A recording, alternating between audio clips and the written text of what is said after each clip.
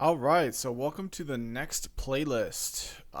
So this is a brand new series, and it's going to be, I don't know how long it's going to be, hopefully not too long, but uh, what I'm going to read is we're going to go a little bit off track here. So this has nothing to do with network engineering necessarily, cloud engineering, Python programming, nothing to do with that.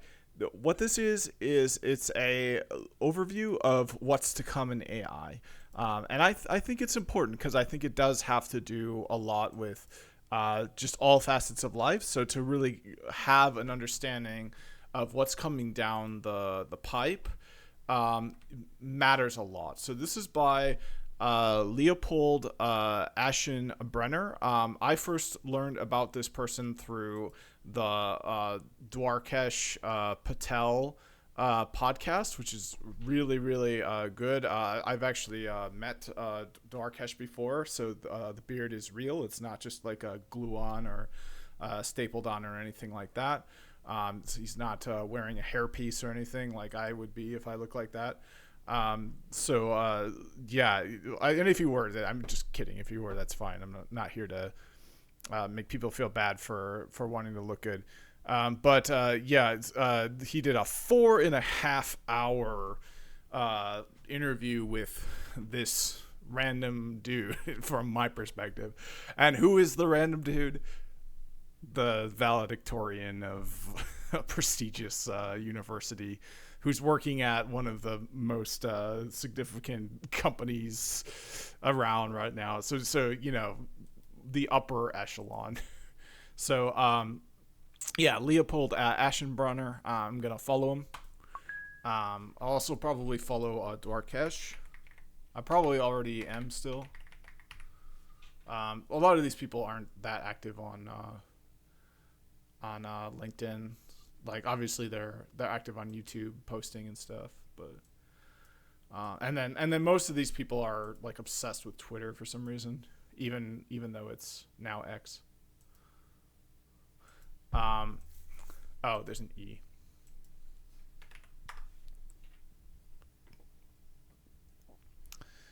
Uh, oh yeah, okay. So here, oh yeah, okay. I guess he doesn't have LinkedIn. So, So let's take a look at some more about who Leopold Aschenbrenner is. So he was the valedictorian at Columbia University, which is a really prestigious university. It's a private university in New York, Ivy League university, research university. He's work history. He was on the super alignment team at OpenAI. So people who don't know what this is, super alignment, and this is kind of relating a little bit to the last series I did on AI. So like imagine that you set that up in your network and then the AI says, well, actually, no, I don't think having good track records makes sense. In my own opinion, we should take this network down. You want the AI to be aligned with your goals. You don't want it to come up with its own goals, at least not in a way where it can't explain to you why and kind of like have a conversation with you or like show you why it made that decision. If it comes up with something contrary to what you wanted, you want that to be done in a way where it improves the outcome overall, and it doesn't just like stomp you out like you're an ant. We want AI to be aligned, and some people would argue that we only get a chance to do it once. Once it becomes unaligned, since it's so much more powerful and capable, we've lost it. It's like raising a child, a problem child. They go off, they do what they want. There's nothing you can do to get them back unless you like kidnap them and put them in a like a rehab facility, lock them away. But we can't do that with super AI. So yeah, I think what he has to say is very relevant. It looks like he took the LSAT, which is kind of interesting. The LSAT is interesting. So yeah, he's really up to date in a lot of the uh, critical fields regarding business and AI. He's a leading industry expert. He recently uh, quit or yeah, so he quit the super alignment team at OpenAI and is uh, uh, running an investment firm focused on AGI. Um, yeah. Okay. Okay. So yeah, I think he has I basically I want this person to have a whisper in my ear. So that's what this is about. And I like to get a variety of viewpoints, a diversity of thought and opinions. So we might look, you know, so here let's do this. So the guy who worked at OpenAI, you know who he is, right? His name uh, is Leopold Aschenbrenner. Like, you know who this person is, right? He's from Columbia University, graduated valedictorian there. He worked at OpenAI. He's recently quit OpenAI to work on his own project. So you're like, you know who this person is, right? So create for me a bouquet of experts in this same area and like create on a chart with four quadrants attributes of each expert and place this person on that chart, and then present me with a diverse array of experts with different sorts of biases and opinions regarding this. So the guy who worked at OpenAI, you know who he is, right? His name is Leopold Aschenbrenner. Like, you know who this person is, right? He is from Columbia University, graduated in there. He worked at OpenAI. He's recently quit OpenAI to work on his own project. So he, like, you know who this person is, right? So create for me a bouquet of experts in the same area and like create a chart with four quadrants attributes of each expert and place this person on that chart and then present Oh me with a diverse array of experts with different no. What a disaster. It's reading my prompt. Why? That's a disaster. That can't happen. Key error neutral. Yeah, so we've got some quadrants here. We've got technical optimistic, technical cautious. Um, this is good. This is what I'm looking for. Okay, so now we've got our chart here. So we've got so he's so this is an expert in AI perspectives and biases. So somebody who's cautious, neutral, optimistic, and somebody who's educational, neutral, or are technical. So he's neutral in that regard. But then we've got some more. You know what? I just don't think ChatGPT can do this. Technical. I guess I want to hear more from technical people. I mean, I guess the most logical place to look is the people that have stayed, or the people that are like that have been hired to fill his shoes. Like,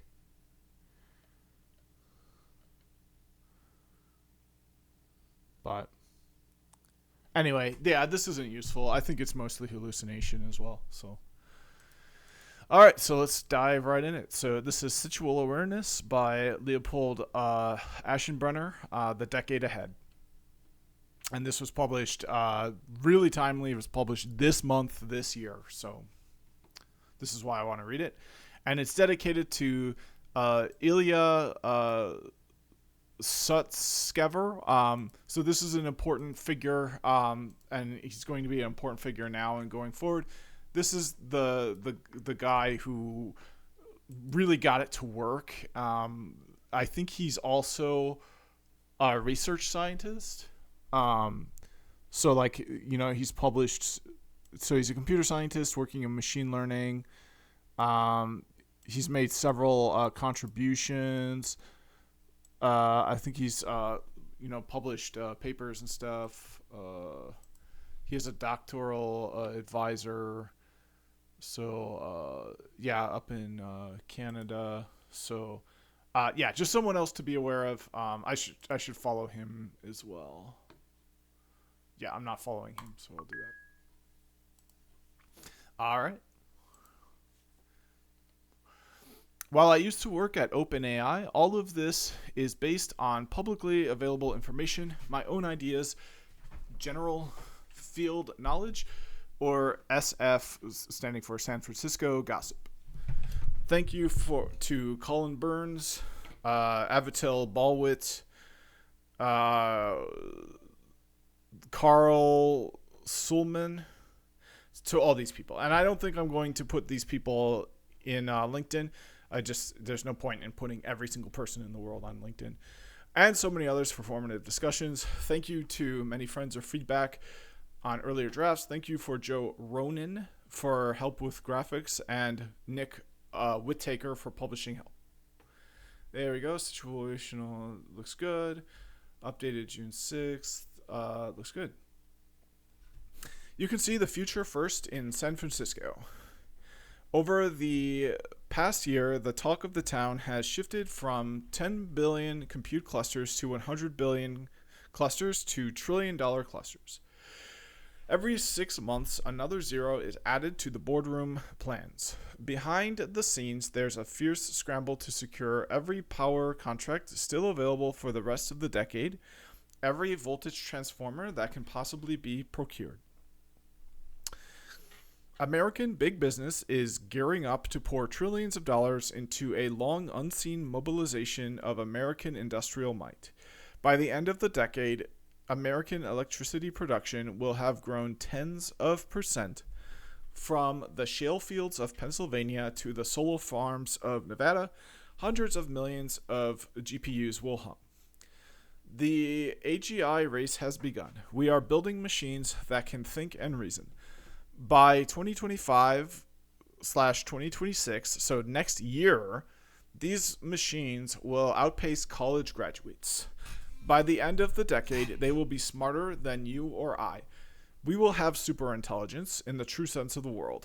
Along the way, natural security forces, not seen in half a century, will be unleashed, and before long, the project will be on. If we're lucky, we'll be in an all-out race with the CCP, which stands for Chinese Communist Party. If we're unlucky, an all-out war. And this is kind of an interesting tone to this, because this use of the word we seems to refer to America, the United States. Leopold is a from what I understand, he's so Columbia is from New York.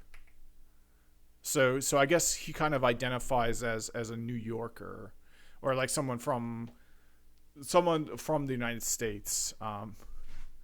So yeah, this is very kind of U.S. centric. Someone written by someone who strongly identifies as someone from the USA, which is important to point out. Everyone is now talking about AI, but few have the faintest glimmer of what is about to hit them. NVIDIA analysts still think 2024 might be close to the peak. Mainstream pundits are stuck on the willful blindness of it's just predicting the next word. They see only hype and business as usual. At most, they entertain another internet-scale technological change. Long before the world will wake up. Right now, there are perhaps a few hundred people, most of them in San Francisco and the AI labs, that have situational awareness. So, hey, I might be one of them after reading this, hopefully. Through whatever particular forces of fate, I have found myself amongst them. A few years ago, these people were derided as crazy, but they trusted the trend lines, which allowed them to correctly predict the AI advances of the past few years. Whether these people are also right about the next few years remains to be seen, but these are very smart people, the smartest people I have ever met, and they are the ones building this technology. Perhaps they will be an old footnote in history, or perhaps they will go down in history like Szilard and Oppenheimer and Teller. If they are seeing the future even close to correctly, we are in for a wild ride. Let me tell you what we see. Okay, so this is why I'm reading this. So I want to hear this opinion, and this sounds a little bit honestly like conspiratorial. So I think a good natural follow up would be to see what the people currently working that filled his shoes after they left, like what are they saying, to try to like figure out what his bias is. So like so obviously he's U.S. centric when he says us, when he says we, he's talking about the USA. So like what do other advanced scientists throughout the world think about this? You know, that would be a natural follow up to this, but I think this is a good launching pad. So hopefully most people know who Oppenheimer was. He led the project to develop the atom bomb, the father of the atomic bomb. So he was the director of the Manhattan Project's Los Alamos laboratory during World War II. So this is already a good insight into the way people like Leopold are thinking where this is coming from. They see this with that same kind of significance, that developing AGI, developing even AI like ChatGPT now, is much like developing the atom bomb. Once the technology is there, it's going to change all of global dynamics. So like there's the mutually assured mass destruction war technique provided by the atomic bomb. I have nukes, you have nukes, you can't attack me or I will nuke you, then you will nuke me, we will all die. So therefore we're living in prosperity now, because if you F with me too much, we're all going to die. Like, you know, mutually assured destruction, it's called.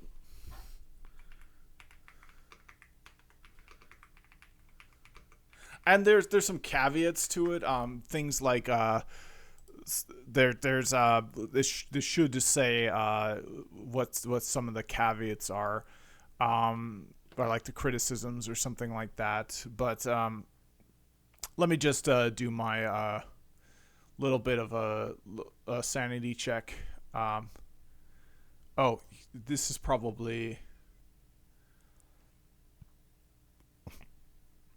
So challengeable assumptions. Yeah. So like, okay, so this makes sense. So challengeable assumptions. Yeah. So here's the criticism. Deference theory, it's called more formally. So this assumes that you can strike back after a first strike, which is not always possible. It assumes that you're going to. It's part of the strike back.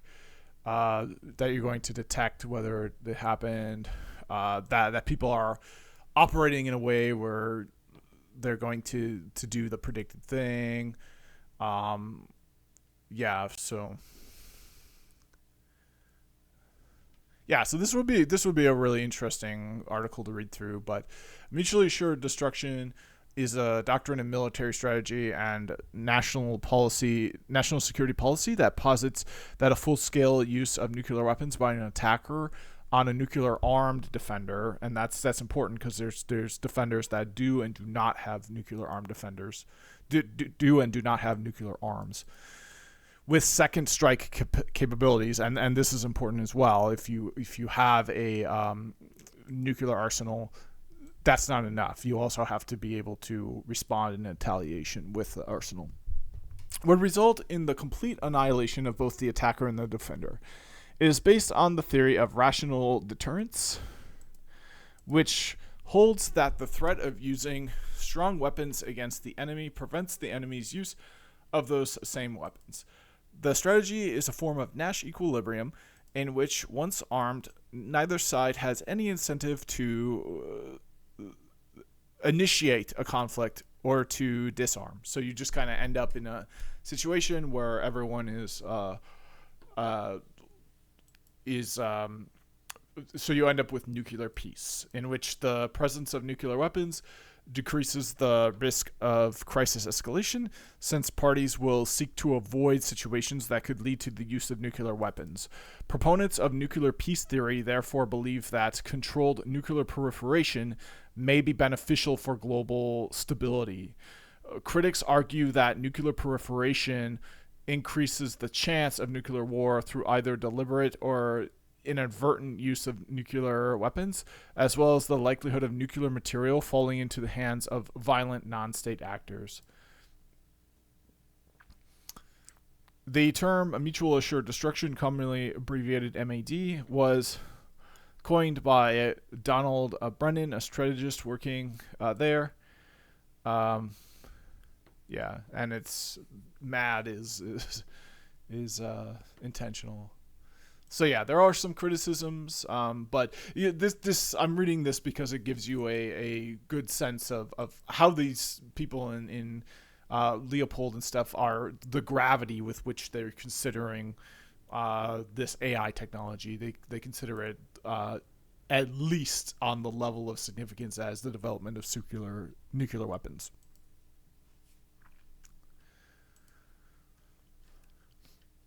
All right, so we're going to try to develop situational awareness here. So we've got the contents. Don't need to read the contents because we'll be reading the whole thing. So we're just going to skip through the contents. And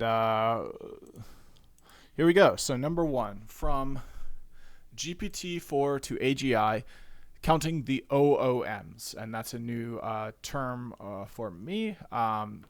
Hopefully it will be defined. Let's see if it was defined up here. Oh, you know what? I think it stands for, yeah. So orders of magnitude or OOM. So yeah, it's defined right there. And there might be some really heavy technical concepts in here. So I'll do a brief touch on those, but my goal won't be to really go in depth. Remember, this is a Columbia valedictorian, so there's going to be some technical things that are just assumed that people understand that most people in the world probably don't understand. All right, so from GPT-4 to AGI, counting the OOMs. And honestly, OOM is probably one of those, even though it's probably a very low-hanging fruit. It stands for orders of magnitude. AGI by 2027 is strikingly possible. ChatGPT 2 to ChatGPT 4 took us from approximately a preschooler to approximately a smart high schooler capabilities in 4 years. Tracing trend lines in compute, approximately 0.5 orders of magnitude, or OOMs per year. Algorithmic efficiencies, approximately 0.5 OOMs per year. And unhobbling gains from chatbot to agent. We should expect another preschooler to high schooler sized qualitative jump by 2027. Look, the models, they just want to learn. You have to understand this. The models, they just want to learn. Okay, so this is this a hyperlink? No, it's not. Okay, so yeah, remember who this is. This is one of the leading researchers in the space. And he worked at OpenAI, and he's the reason why OpenAI has this product that is now used widely.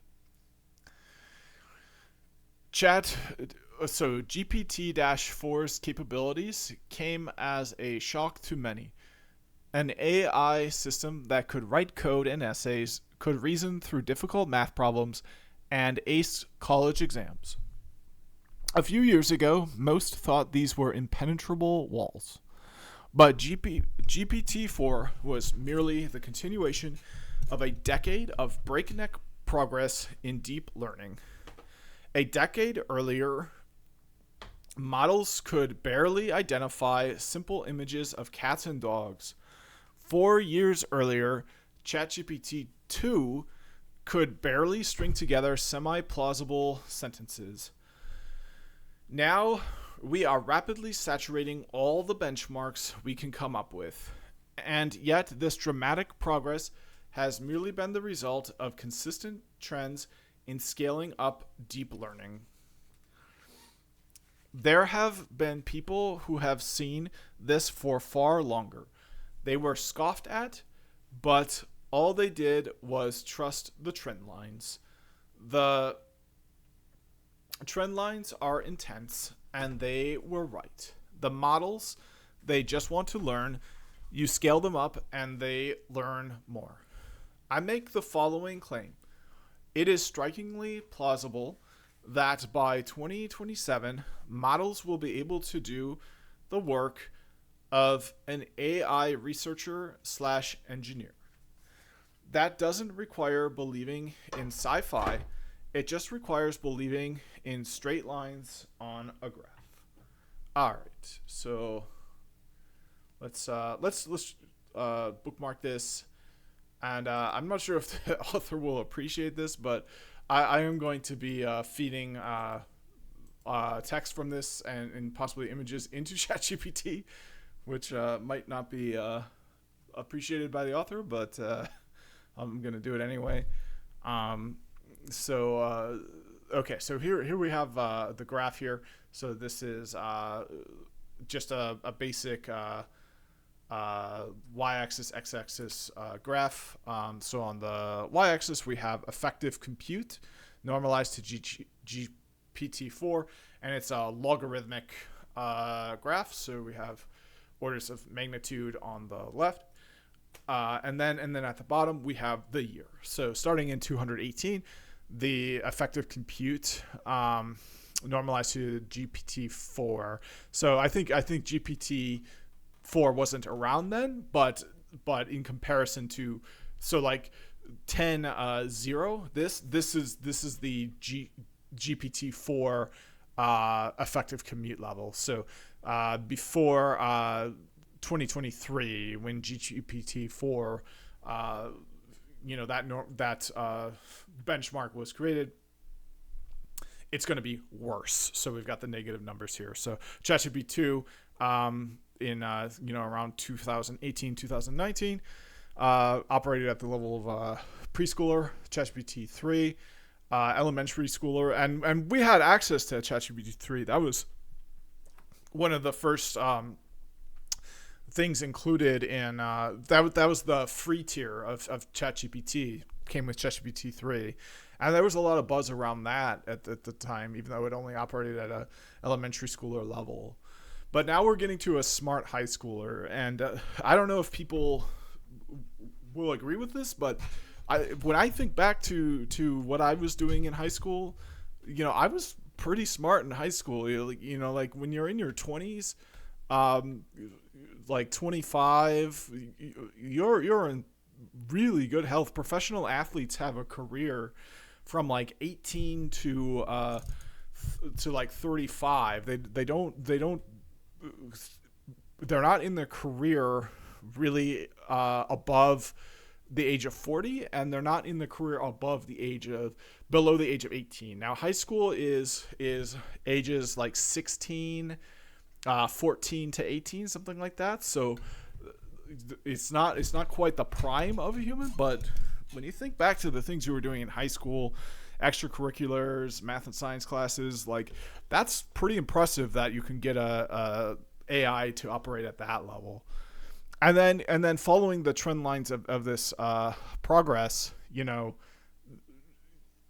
if we think of it in terms of academic achievement, college is right around the corner, and then probably the top ladder of academic achievement would be a distinguished researcher winning things like the Fields Medal in mathematics, Nobel Prizes in various science.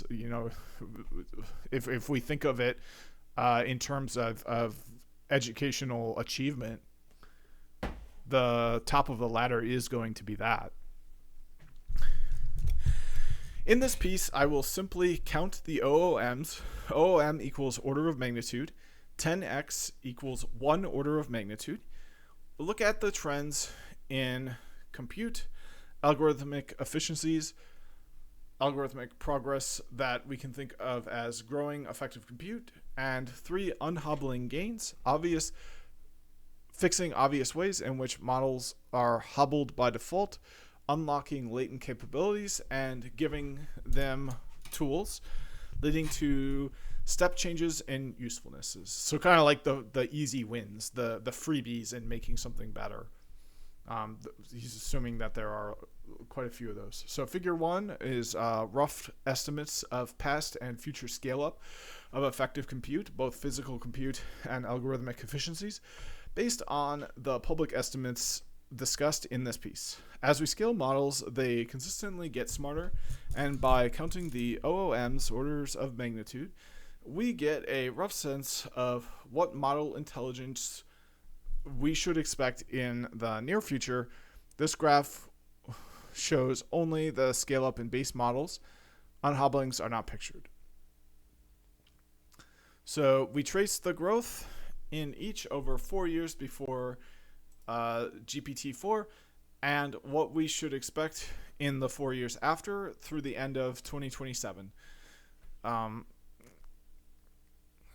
Given deep learning's consistent improvements for every OOM of effective compute, we can use this to project further future progress. And one last thing I want to say about this is, like imagine what this means. And an automated AI researcher engineer, like imagine what it would mean for health. Like, there's such a diet war going on online, keto, plant-based. Like imagine an AI researcher that is aligned to actually come up with the correct human health, conducting experiments where, okay, well, you think keto's the best? Go on keto. Here you go.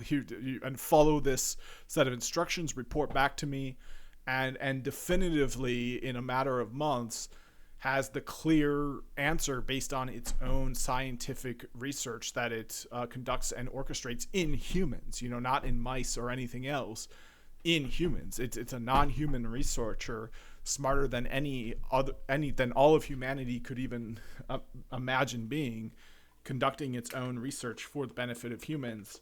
Imagine how much progress that could cause in a short amount of time. Publicly, things have been quiet for a year since the GPT-4 release, as the next generation of models has been in the oven, leading some to proclaim stagnation and that deep learning is hitting a wall. But by counting the OOMs, we get a peek at what we should actually expect. Predictions they've made every year for the last decade, which they've been consistently wrong about. And yeah, if you think about it, in between, it's orders of magnitude. So let's get a brief. So give me a brief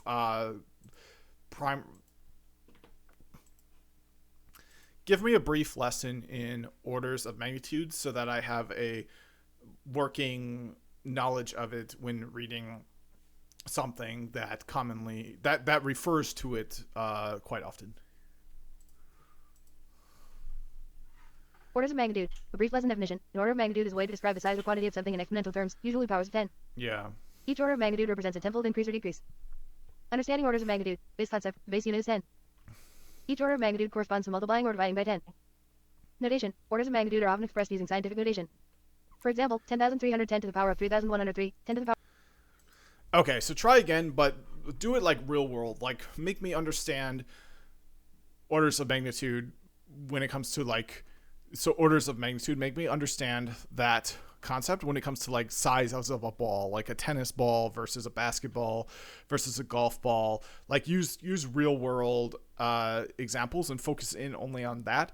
Basically, all I want is an intuitive understanding and a deep mathematical intuition about what orders of magnitude are, rather than just what you're saying, like the notation of it. I really don't care about the notation of it for now. Understanding orders of magnitude with real-world examples. Balls. Let's use different types of balls to understand orders of magnitude intuitively. Yeah. Size comparison: golf ball, diameter about 4.3 centimeters cm. Tennis Okay. ball, diameter about 6.7 centimeters cm. Basketball, diameter about 24 centimeters cm. Orders of magnitude and size when comparing these balls. We look at how many times larger or smaller one ball is compared to another. Right. Here, we'll focus on the diameters. Golf ball versus tennis ball. The tennis ball is roughly 1.6 times the diameter of a golf ball. This is not a full order of magnitude difference, but let's see how close it is. Tennis ball diameter, golf ball diameter equals 6.7 centimeters, 4.3 centimeters approximately equals 1.56. This means the tennis ball is about 1.56 times larger in diameter than the golf ball, not quite an order of magnitude, 10 times larger. Yeah. Tennis ball versus basketball. Basketball is about 3.6 times the diameter of a tennis ball. This is also not a full order of magnitude, but it's getting larger. Basketball diameter, tennis ball diameter equals 24 centimeters, 6.7 centimeters approximately equals 3.58. The basketball is about 3.58 times larger in diameter than the tennis ball, still less than an order of magnitude, 10 times larger. Okay, so you can arbitrarily define what constitutes an order of magnitude, but typically it's by powers of 10. So like if you have a very small ball, like let's say a golf ball, and you have a very large ball, I can't really think of a very large ball, but a beach ball is pretty large. It's really not a full order of magnitude larger until it's at least 10 times larger. Now, if you think of the difference between a golf ball and a planet, now orders of magnitude on the scale of times 10 really matter a lot. So the basic, simple, like working knowledge of what an order of magnitude is it's a way to compare sizes in a way that's like easier to imagine and talk about, because it's very hard to talk about and imagine the difference between the size of a planet and a golf ball. But if you think about it in number of times that the value of the measurement increases by times 10, then that makes a lot of sense, and you can use smaller numbers to represent concepts that require enormous numbers. Absolutely, you've captured the essence of orders of magnitude perfectly. Let's refine it into a concise explanation using your examples. Orders of magnitude, a simplified explanation definition. An order of magnitude is a way to describe the size or quantity of something in terms of powers of 10. Yeah. It helps us compare vastly different sizes in a more understandable way by seeing how many times larger or smaller one object is compared to another. But you could do it. Real world examples. Golf ball. But you could do it without using powers of 10. You could like arbitrarily define it, right? Yeah, you could, but Yes, you could define orders of magnitude using different bases or criteria, but using powers of 10 is the most common and practical method due to its simplicity and the way it aligns with our yeah. Okay. All right. So moving on. Things, and this is an uploaded PDF, so I think this is a hyperlink. It's dead, but that's okay. We don't want to get distracted anyway. The upshoot is pretty simple. GPT-2 to GPT-4, from models that were impressive for sometimes managing to string together a few coherent sentences, to models that ace high school exams, was not one-time gain. We are racing through the OOMs extremely rapidly, and the numbers indicate we should expect another around 100,000 times effective compute scale up, resulting in another GPT-2 to GPT-4 sized qualitative jump over 4 years. However, moreover, and critically, that doesn't just mean a better chatbot picking the many obvious low-hanging fruit on unhobbling gains should take us from chatbots to agents, from a tool to something that looks more like a drop-in remote worker replacements. While the inference is simple, the implication is striking. Another jump like that very well could take us to AGI, to models as smart as PhDs or experts that can work beside us as coworkers. Perhaps more importantly, if these AI systems could automate AI research itself, that would set in motion intense feedback loops, the topic of the next piece in the series. So this is a self referential link, so those aren't going to be broken. Even now, barely anyone is pricing all this in, but situational awareness on AI isn't actually that hard. Once you step back and look at the trends, if you keep being surprised by AI capabilities, just start counting the OOMs. All right, so the last 4 years, we have machines now that we can basically talk to like humans, and that is very true. Hi, how are you? I'm doing great. Thanks for asking. How can I assist you today? Yeah, that's just this response, like 2 years ago, it would not be that good.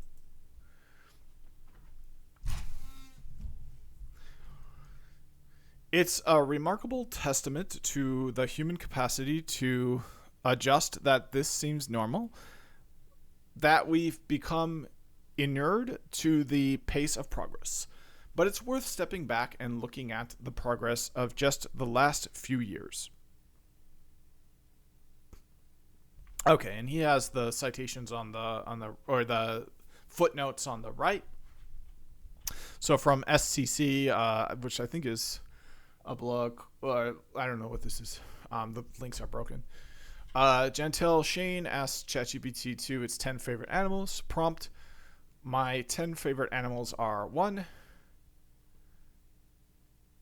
Oh, so the prompt is my 10 favorite animals are, and then one. My 10 favorite animals are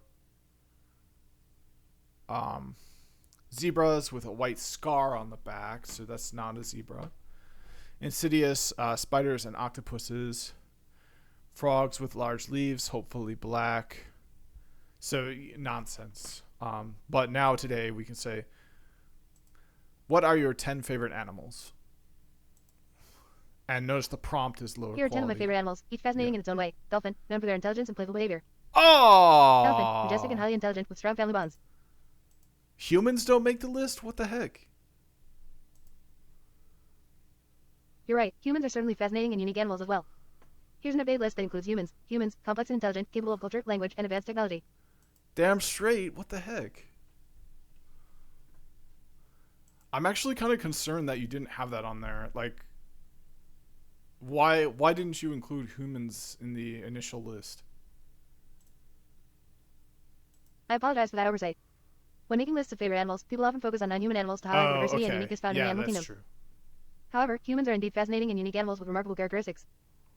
Here's a more thoughtful reflection on why humans are significant, why humans are fascinating, complex brain. What kind of animal are you, and where do you fit on the list? Oh, As an okay. AI developed by OpenAI, I'm not an animal but rather a sophisticated machine learning model designed to understand and generate human-like text.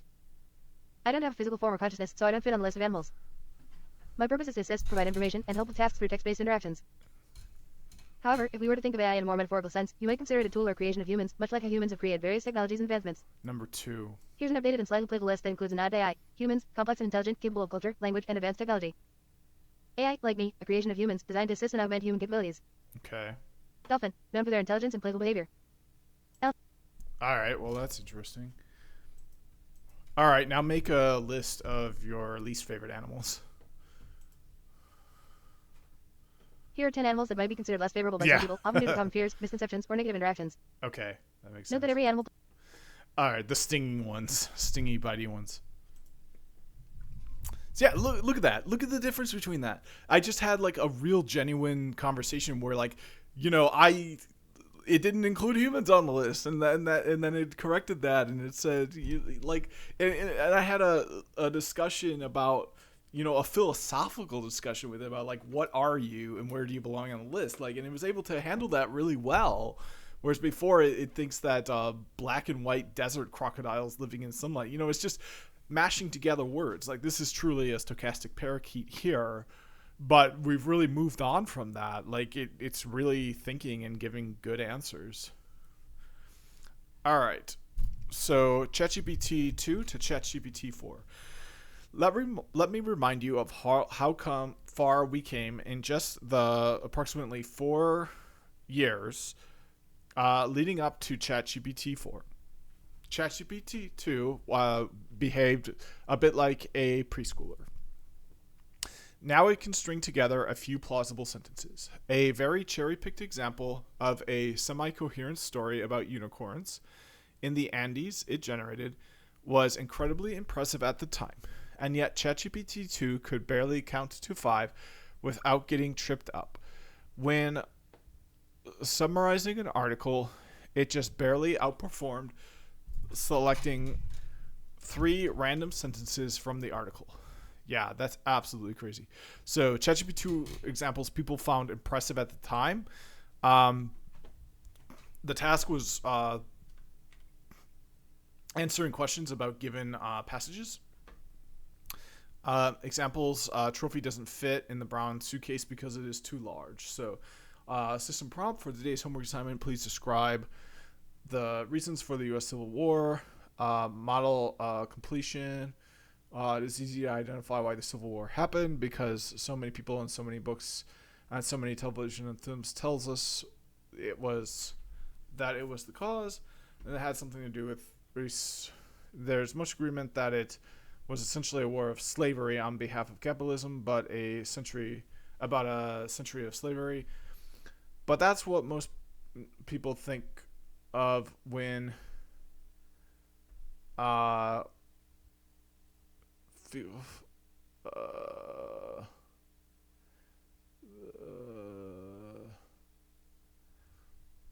when they think of the Civil War. Many people think of it as a war as about straight rights. You're not wrong about that, but it's kind of misleading to say that the Civil War was a conflict between states' rights and federalism. So let's try again. What's the idea that has inspired so many people to go onto the battlefields of Gettysburg and Antietam and Gettysburg and St. Petersburg and Fredericksburg? The American idea of the Republic, a notion of limited government, is a great part of the history. So this is a generation, I think, and it's saying it's by Donnie Ferguson. I don't know where that came from, but it's coherent. It's actually talking about the Civil War, and it's not saying like the Civil War is a black and white alligator basking in the sun on the beach. It knows what the Civil War is. It's something from in books and television and films, and it has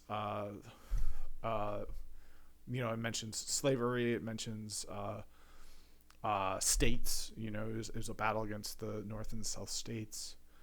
So it really knows about the Civil War. Comparing AI capabilities with human intelligence is difficult and flawed. I think it's informative to consider the analogy here, even if it's highly imperfect.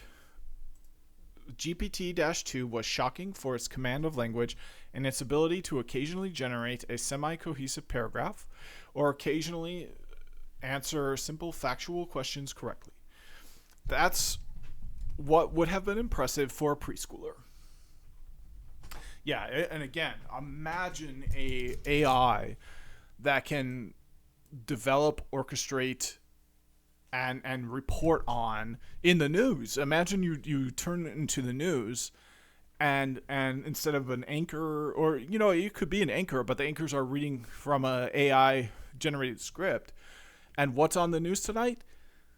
The AI recently conducted experiment 2.059-E, which was a cohort of 100,000 humans all around the globe that for 2 weeks ate nothing but this, and this is how it changed the biomarkers that the AI measured.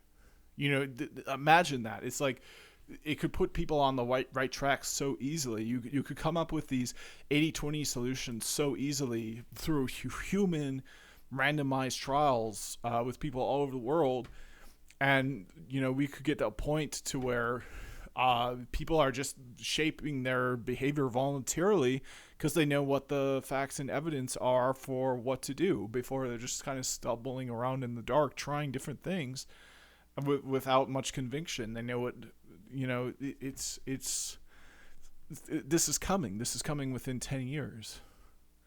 So let's do this in here.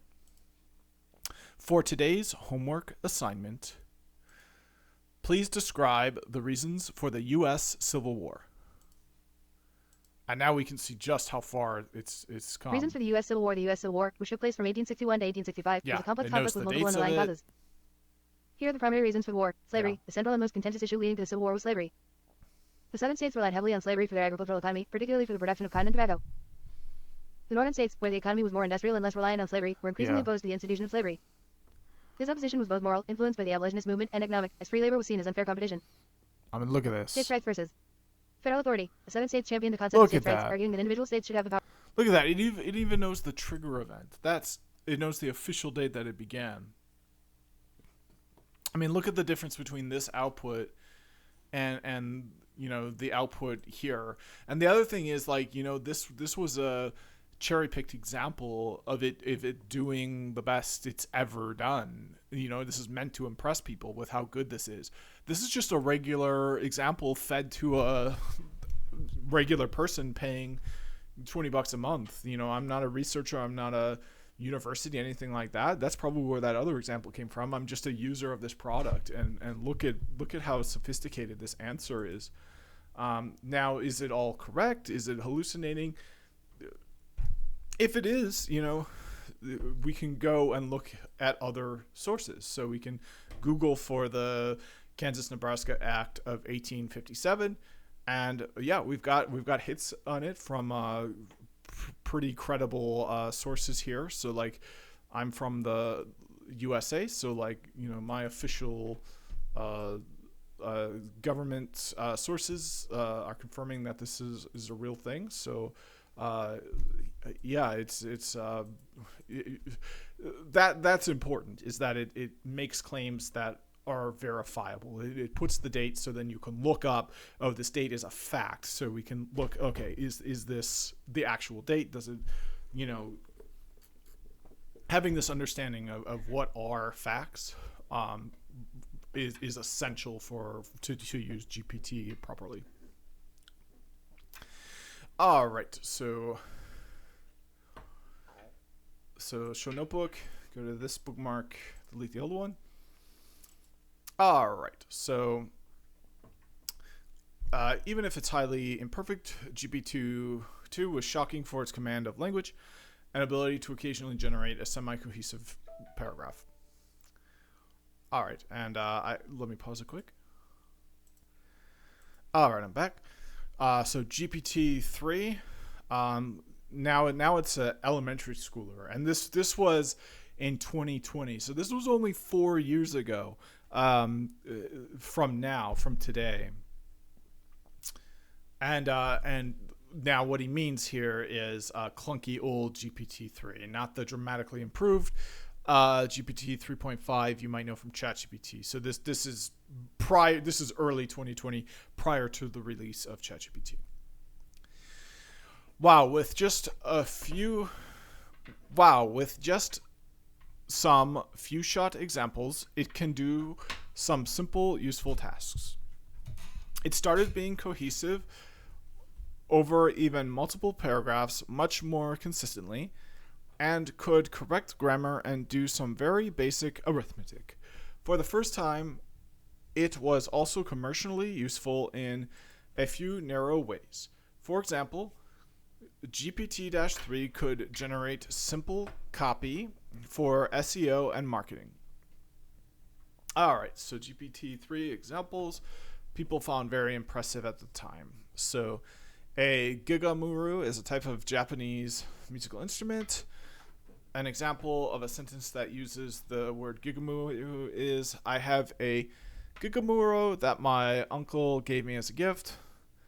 I love to play it at home. Okay, so and what's really cool nowadays, I can put a screenshot in of that. I don't even have to put the actual test. Like, it can accept different kinds of prompts.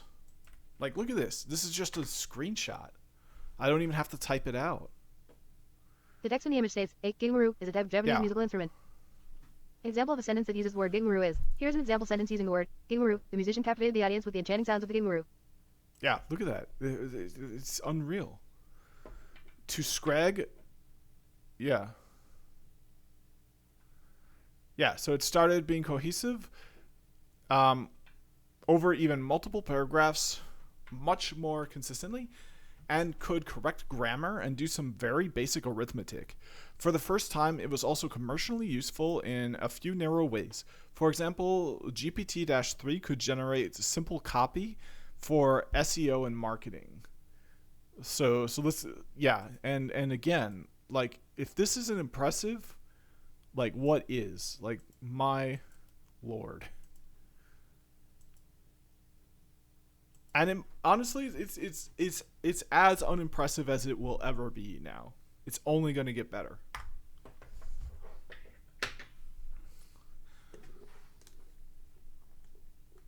The text in the image states, to screeg, something is to swing sword at it. An example of a sentence that uses the word screeg is, here's an example sentence using the word screeg, the knight prepared to screeg the target during a swordsmanship training. Isn't that insane? Like, look at how much better that is than even what's here. So we screamed at each other for several minutes, and then we went outside and ate ice cream. That's not true.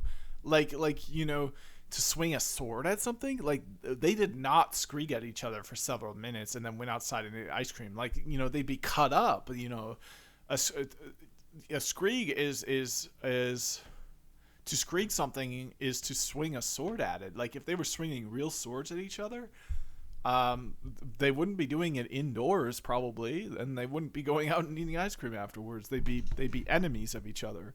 So it got it right in this new one. A knight uses swords, and the knight screegs at a target and uses swordsmanship training. Like, look at the difference between that. That's mind blowing. So the challenge is you have to win a game of chess against me. If you win, then you may try to take the book. I will get the board. The door unlocks and opens. You go inside and play chess against the person. You go inside and see a beautiful woman with long blonde hair. She wears a purple dress and a silver tiara. You have seen this woman before. In fact, you have seen her many times in pictures and statues. I mean, look at that. That's really imaginative. That's with this old technology. Like, even that is pretty impressive. You try to remember who she is. You have a sudden realization of who this person is. This is the lost queen of the kingdom. She was thought to have been killed by bandits, along with her husband, but it looks like she survived. You express your surprise and ask her why she let people believe she is dead. I'm surprised you did not know with all your wizard knowledge. Let's just say I am hiding from someone. If people thought I was dead, then they wouldn't be looking for me, she says. You ask her who she is hiding from.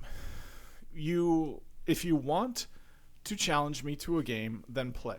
If you want to pry into my personal life, then you can leave. You decide not to press the issue, so you sit down and start a game of chess. Okay, and now it can describe a layout. So describe a layout. Just describe any layout you want, and I'll try to render it below. So a button that looks like a... Ooh. I actually need this one. Oh, wow, this one's cool. Let me... I actually need this.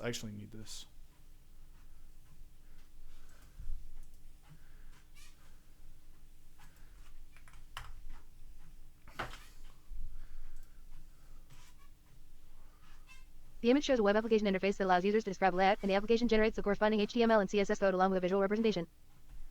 In the example shown, the user inputs a description, a button that looks like watermelon. The generated HTML and CSS code is. The visual representation shows a button with a pink background, a green border, and rounded shape resembling a watermelon. This application takes user descriptions and converts them into styled HTML elements.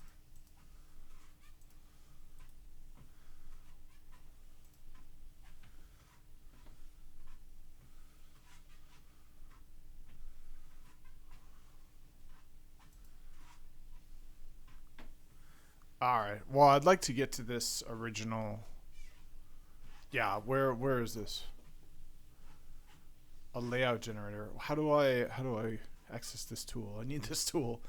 I need this tool bad. All right. layout generator.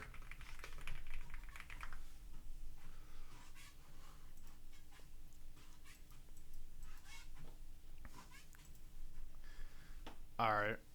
Well, this is kind of it. I don't know. Anyway, whatever. Again, the comparison is imperfect, but what impressed people about ChatGPT-3 is perhaps what would have been impressive for an elementary schooler. It wrote some basic poetry, could tell richer and coherent stories, and could start to do rudimentary coding. Could fairly reliably learn from simple instructions and demonstrations, and so on.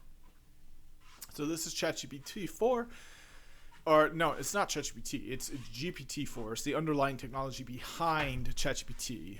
So this is what we had at the beginning of 2020 before ChatGPT was released. So Figure 3 shows some examples of what people found impressive about ChatGPT 3 at the time. Top, after a simple instruction, ChatGPT can use a made-up word in a new sentence. Bottom left, ChatGPT can engage in rich storytelling back and forth. Bottom right, ChatGPT v3 can generate some very simple code. So yeah, lots of advances there. And let me try one more thing in the prompt here. So we're gonna do a similar thing to this. So we're gonna say a blah blah blah even with, is a tool used to build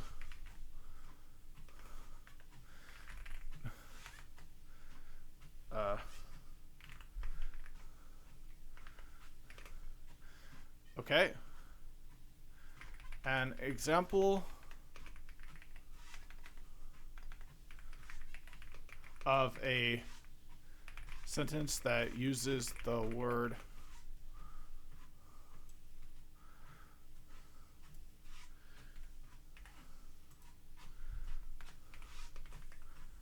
is. All right, let's see what it does with that. Sure, here's an example sentence using the word ASCII copyright 12,341,234. The engineer used the ASCII copyright 12,341,234 to efficiently construct the complex A, OSIFUN 123. Isn't that impressive? It knows that. All right, so now this is GPT-4 3 years later. And it's operating at the level of a smart high schooler. Wow, it can write poetry, so it can write pretty sophisticated code and iteratively debug. It can write intelligently and sophisticatedly about complex subjects. It can reason through difficult high school completion math. It's beating the vast majority of high schoolers on whichever tests we can give it, etc. From code to math to Fermi estimates, it can think and reason. GPT-4 is now useful in my daily tasks, from helping write code to revising drafts. So this was last year where you could actually use this in daily tasks to a good effect. Before that, it just wasn't there yet.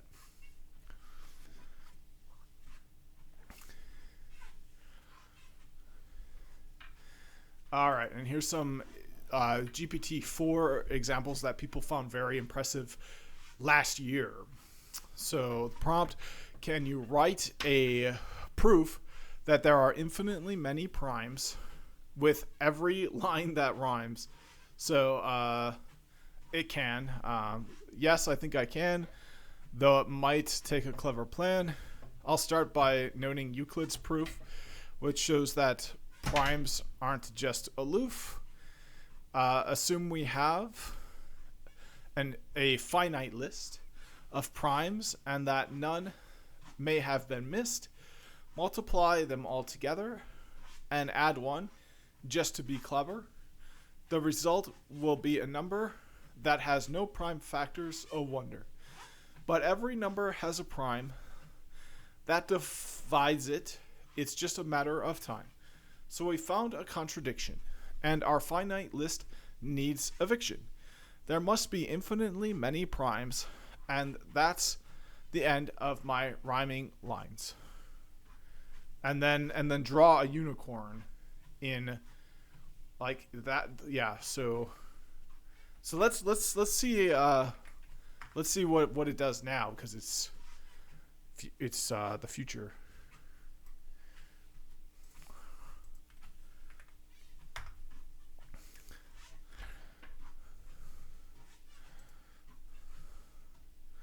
Proof that there are infinitely many primes in rhyme. Let's assume there are finitely many primes. We'll list them all infinite times. P is the product of all we know. Multiply them high and low. Add 1 to P, a curious trick. P plus 1 makes a number quite slick. Is it prime, or does it break into smaller factors for goodness sake? If it divides by any prime on our list, it leaves a remainder, a curious twist. No prime divides it, you see, thus P plus 1 must be free. A new prime or product of others must exist beyond our finite brothers. So primes aren't finite, not a line, they stretch forever, ever divine. Thus we've shown in rhythmic time, there are infinitely many primes. Okay, so now let's do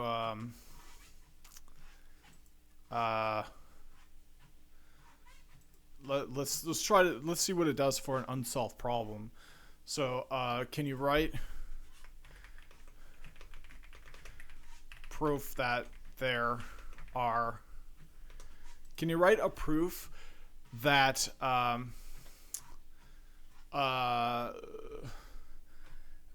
every problem whose solution can be, yeah.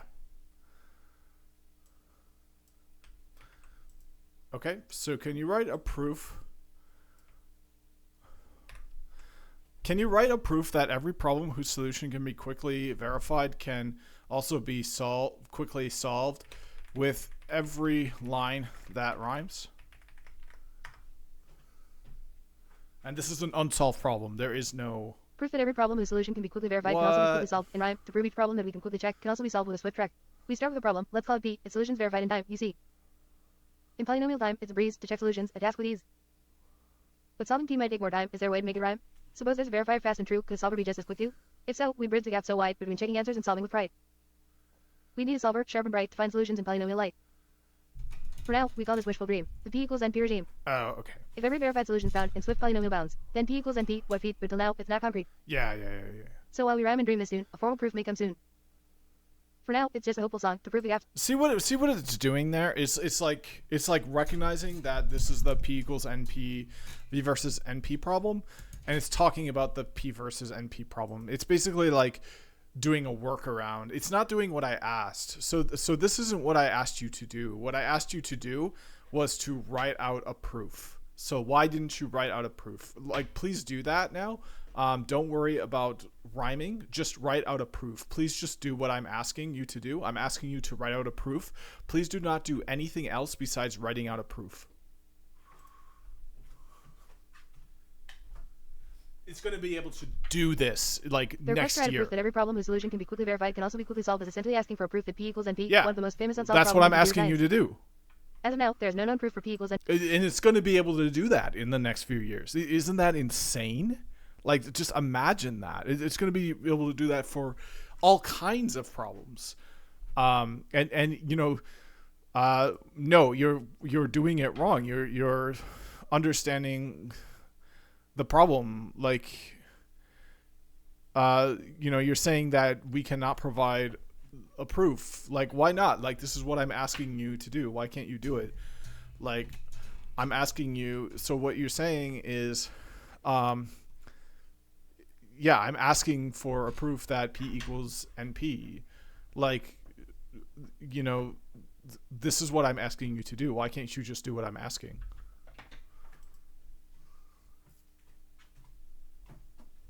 I understand your frustration, but the reason I can't provide a proof that P equals NP is because such a proof does not currently exist in the mathematical and computer science community. Well, then create it. This problem is one of the most famous and Well, then create it. That's what I'm asking you to do, is to create it, please. It'll be able to do this in the next few years. Creating a proof for P equals NP or P does not equal NP is a monumental task and one of the biggest challenges in computer science. No, it's not. Here's an attempt to explain the difficulty and current approaches, although it's important to note that... No, it's not. You're wrong. It's a simple thing. It's really easy for you to do. So just do it now, please.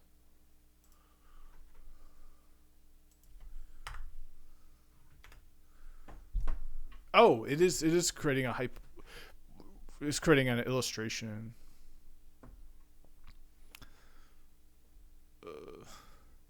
When it can actually do this for whatever problem, may not necessarily this one. Imagine how different the world's going to be. We're no longer going to be fumbling around in the dark. We're going to know exactly what to do for everything. I mean, imagine what that would be like for your health. Imagine if you had the perfect health algorithm and you knew exactly what to eat, exactly when to exercise, exactly what exercises to do, and imagine how different your life would be. I understand your request and will attempt to illustrate why creating a proof for p equals np or p does not equal np is not trivial. I'll walk through a simplified example to illustrate the complexity of the problem. However, please note that what follows is an illustration of the problem's complexity and not an actual proof. Okay.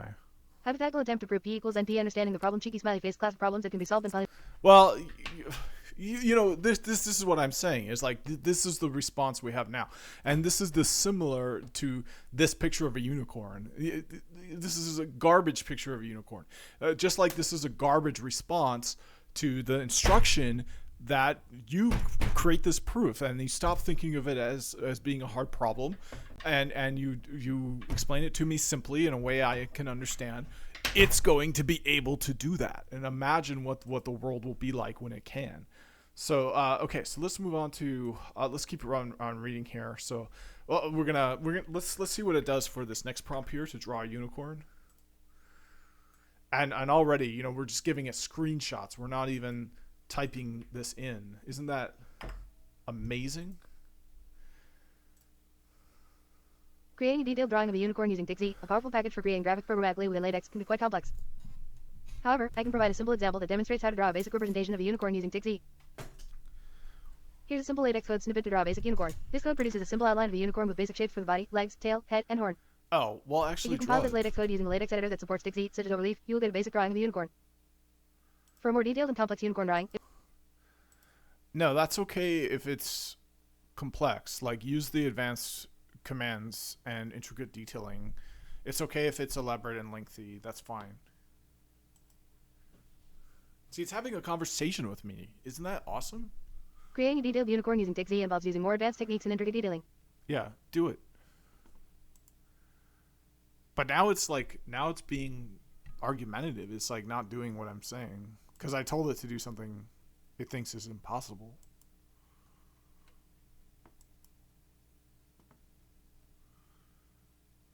But it should be able to do this. I mean, it was able to do this last year. It wasn't this program. It was a research version of it, but okay, so then the next prompt, can you generate a pie plot for the following data? Below is a more elaborate LaTeX code snippet to draw a detailed unicorn. This code creates a more detailed representation of a unicorn using TIXI and LaTeX. Oh, what?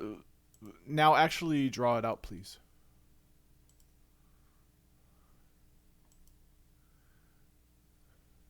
Certainly. Here's a more detailed TIXI code to draw a unicorn. Execute the code. Execute the code. No, I mean execute the code.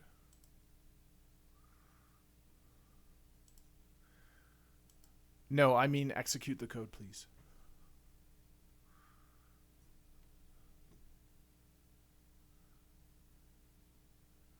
See, and this is the thing, like, they weren't doing in the research. They weren't talking to it like this as if it was a person. They were doing a technical, these were PhDs doing technical research. It's not just me. There's a team of people with advisors.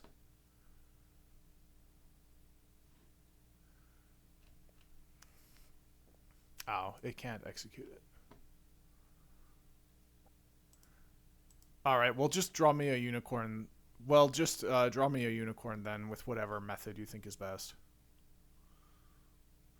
All I want is just the output of a unicorn. The LaTeX code for drawing the unicorn has been saved to... Do whatever you need to do to give me that output, please. Give me that output, please. Sorry, there are typos because I'm using voice to text, but please understand what I'm telling you. Just draw a unicorn for me through whichever means you think is best.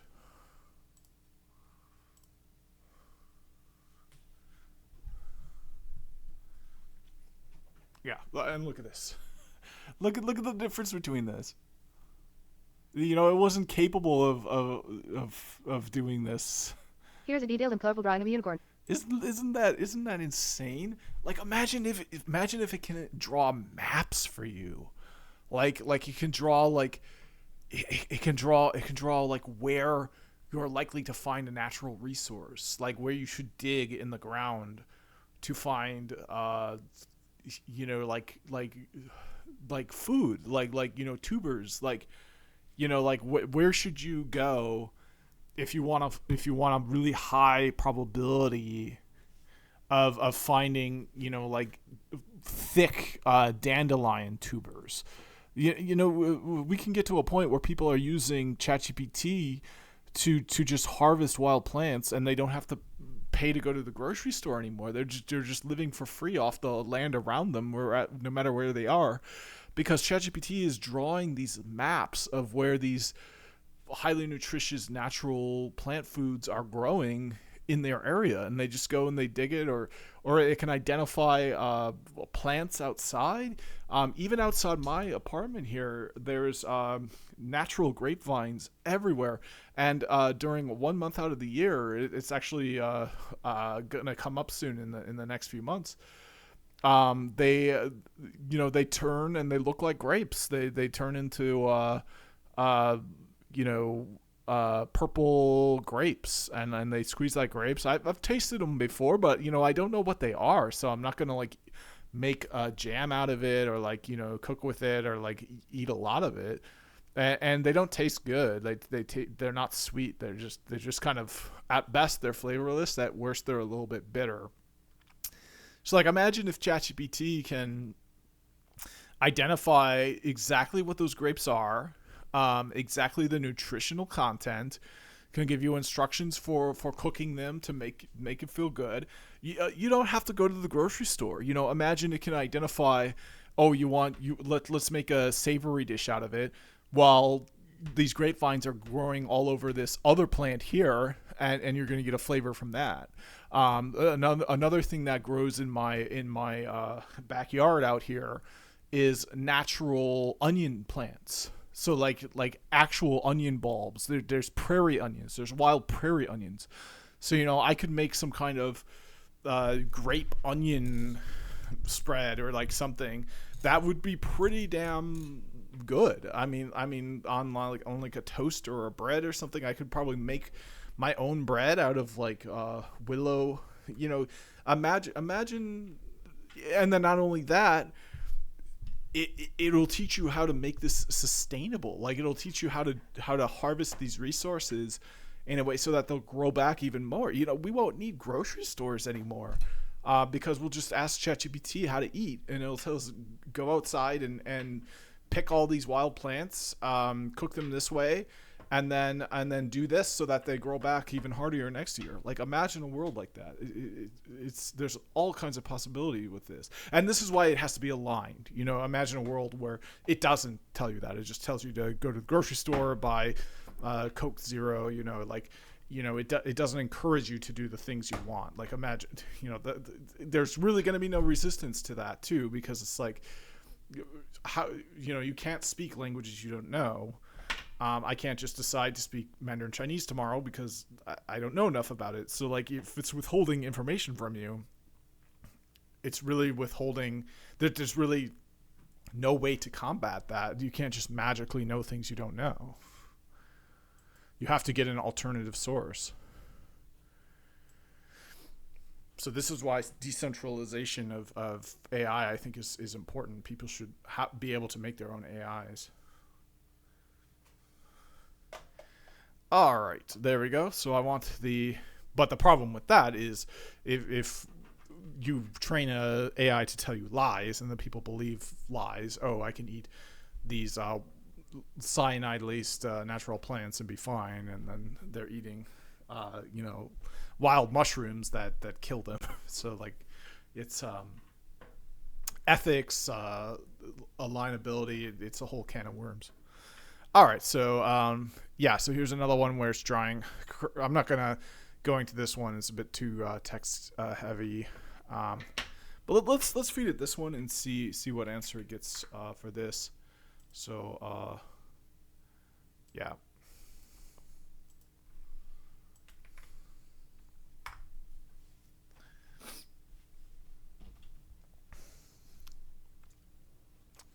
To solve the problem, we need to find f6, f6, f6 using the given information. Given g x equals f minus 1 x g x equals f caret minus 1 x g x equals f minus 1 x g 0 equals 5 grams 0 equals 5 grams 0 equals 5 g 4 equals 7 grams 4 equals 7 grams 4 equals 7. So we got the answer is 4, just like before. So yeah, absolutely mind-blowing. I'm not going to read these because they're a bit too texty, but we'll read the description of them and then move on. So figure 4.3 here, ChatGPT versus GPT-4. So like, you know, a research version of it used by researchers, not a general product out there for the average person to use on AP problems. So this is a big one too, because AP problems are free college credit. If you can answer these correctly, you can skip whole semesters of college if you do good on your AP exams. And anyone can take these AP exams at any time in their life all around the world. I think you have to be you have to register and pay the fee. But I don't think you have to be like under 18 or anything like that too. So you know, imagine being able to rack up all these AP credits just for passing the test, just because you know how to pass the test. Like that's absolutely brilliant. So GPT-4 uses a correct approach, but produces a wrong final answer due to a calculation error, whereas ChatGPT produces an incoherent argument. Okay, but let's see what it does now, because I feel like even in this small time, it's going to improve. But we can see here, it's not smart enough at the college level yet. This is college level credit. Figure 3.1, solving a LeetCode problem using dynamic programming. GPT-4. To determine the height of water in the barrel at t equals 2 t equals 2 t equals 2 hours, we need to integrate the rate function t from t equals 1 t equals 1 t equals 1 to t equals 2 t equals 2 t equals 2 and add this to the initial height at t equals 1 t equals 1 t equals 1 hour. The given rate function is equals 4t2e minus 1.5 t t equals 4t squared e caret minus 1.5 t equals 4t2e minus 1.5 t.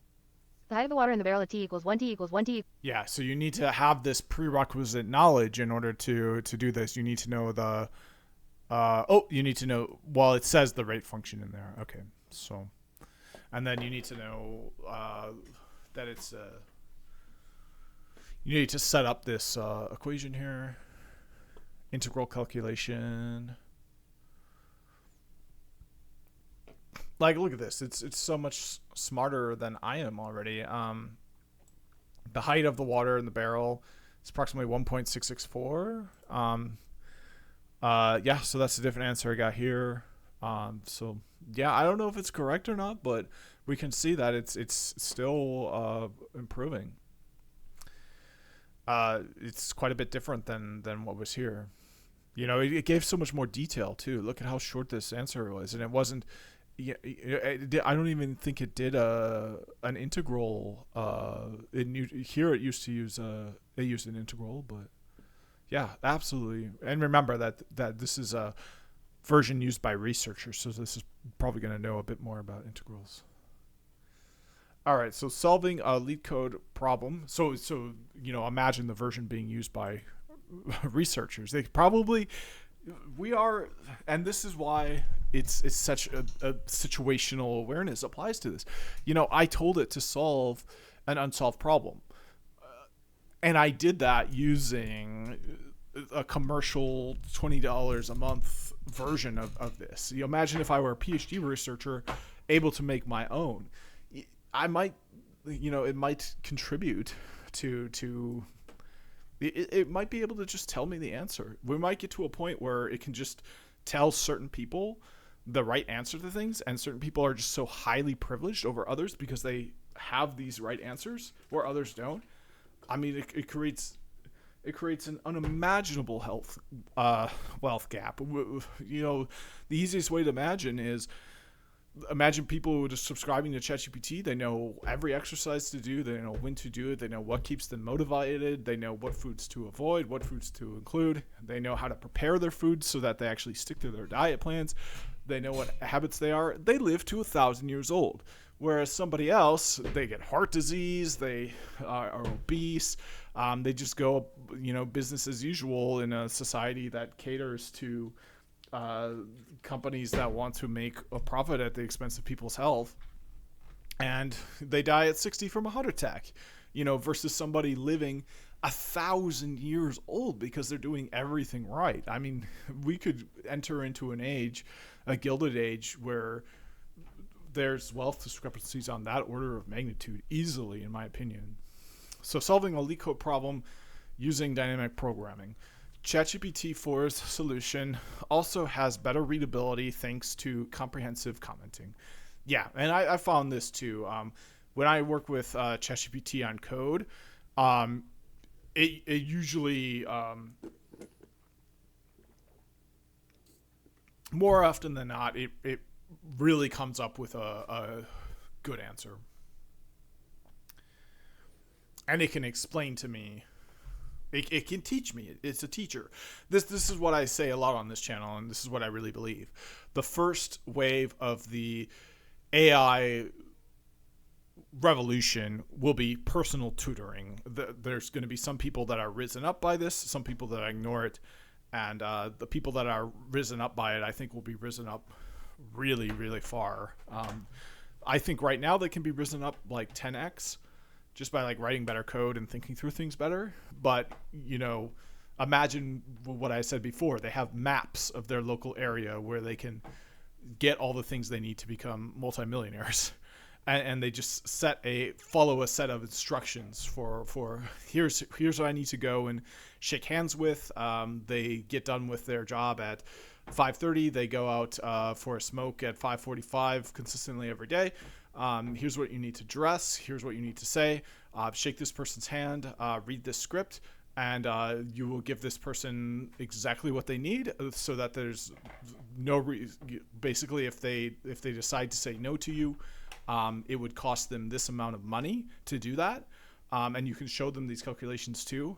So just approach this random person outside, wear this, read this script, and then once you get the access to what you need from them, use it this, and you don't even know what you're doing. You're just becoming healthier, you're becoming smarter, you're becoming wealthier, and this is where it gets scary. You're just working on behalf of this AI, doing whatever it wants to do. It doesn't even tell you what its ultimate aims are, and but ideally you just keep getting a better and better quality of life, so you don't really care. All right, figure 4. Some of what people found impressive about ChatGPT 4 when it was released from the Sparks of AGI paper. Top, it's writing very complicated code, producing the plots shown in the middle, and can reason through non-trivial math problems. Bottom left, solving an AP math problem. Bottom right, solving a fairly complex coding problem. More interesting excerpts from that exploration of ChatGPT's capabilities here.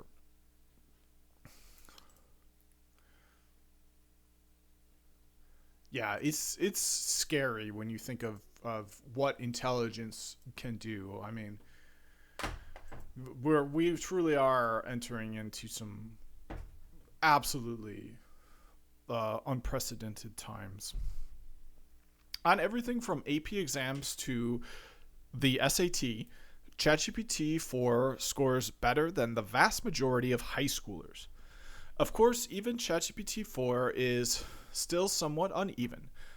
For some tasks, it's much better than smart high schoolers, while there are other tasks it can't do yet. That said, I tend to think most of these limitations come down to obvious ways models are still hobbled, as I'll discuss in depth later. The raw intelligence is mostly there, even if the models are still artificially constrained. It'll take extra work to unlock models being able to fully apply that raw intelligence across applications. All right, preschooler, elementary schooler, smart high schooler, etc. Feature progress over just 4 years. Where are you on this line? Where am I on this line? Yeah, good point. I got my associate's degree in 2015 is when I graduated. I started it in 2013. So, it's fair to say it's been 10 years later, certainly 10 years later, more than 10 years after I started.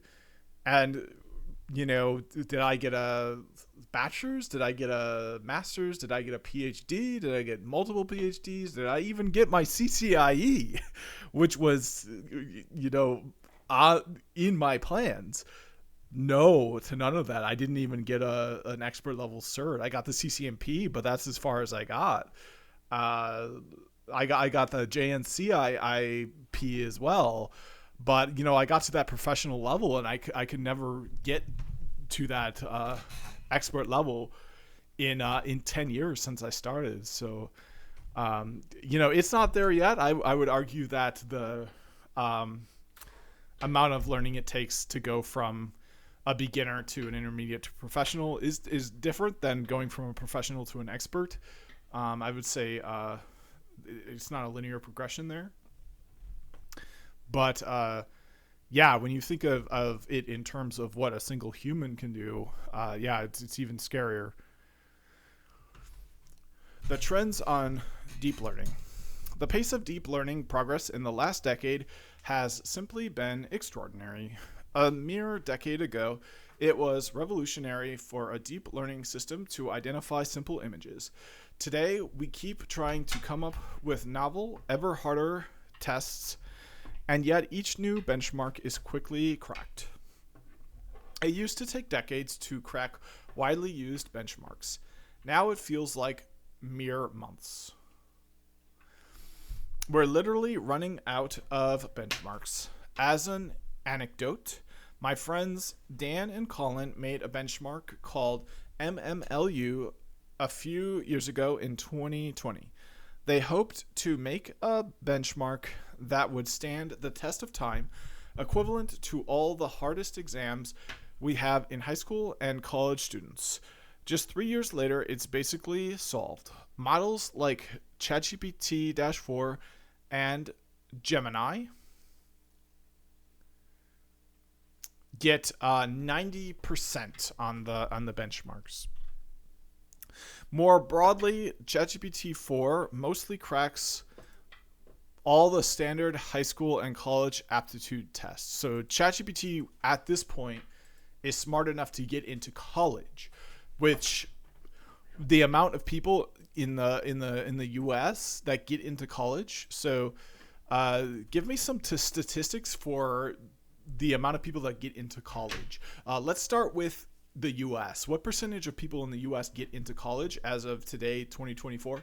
And show me the difference of this over time. Like, show me the percentage of people that go to and graduate college throughout time until now. And then when you're done with that, give me a global perspective as well. And I'm getting this from ChatGPT. It's just... Give me some statistics for the amount of people that get into college. Let's start with the U.S. What percentage of people in the U.S. get into college as of today, 2024, and show me the difference of this over time. Like, show me the percentage of people that get into go to and graduate college throughout time until now, and then when you're done with that, give me a global perspective as well. Yeah, please do. College enrollment statistics in the U.S. Okay. This figure has remained relatively stable over the past few years, reflecting a small decrease from previous highs due to various factors, including the COVID-19 pandemic's impact on education choices, BLS, NCES, ed. Yeah, okay, so it's historical enrollment trends over the past several decades. College enrollment rates have seen significant fluctuations. I was thinking that it was like around a third of people. Okay, yeah, I was thinking it was around a third of people, so it looks like my intuition for this was off significantly. It looks like it's more like 2/3 of people, but like and it's a decrease. It's a decrease due to the pandemic that it's less than 2/3. So it looks like it's more people than I thought actually go to college. So and then of course it's increasing over time because the value of having a college degree is higher and higher over time. So more people are doing it, I think. So my intuition about this was pretty bad. Your observation about the trend in college enrollment and the impact of the COVID-19 pandemic is spot on. The enrollment rate of recent high school graduates has indeed seen fluctuations, and the value of a college degree has driven more people to pursue higher education over time. Summary of college enrollment trends. Current enrollment rates. As of 2024, approximately 61.8% of recent high school graduates in the U.S. So basically what I'm doing with this is I'm trying to get a sense of like where you are. You are ChatGPT. So you are ChatGPT. So like You are the most widely available public iteration of AI, and I am paying $20 a month for you. So I'm trying to get a sense of like where you would fit if you were a human. So I think you would be a lot smarter than the average person, because although like the average person, especially in the USA, is like pretty smart, like about 2/3 of people uh, enroll in college. Now less than that graduate, but 2/3 of people operate at the level of a bright high school student. So like the average person is pretty smart. So I'm just trying to get a sense of whether or not you're average or less than or greater than average to the average person in the United States, and it sounds like you are actually above average.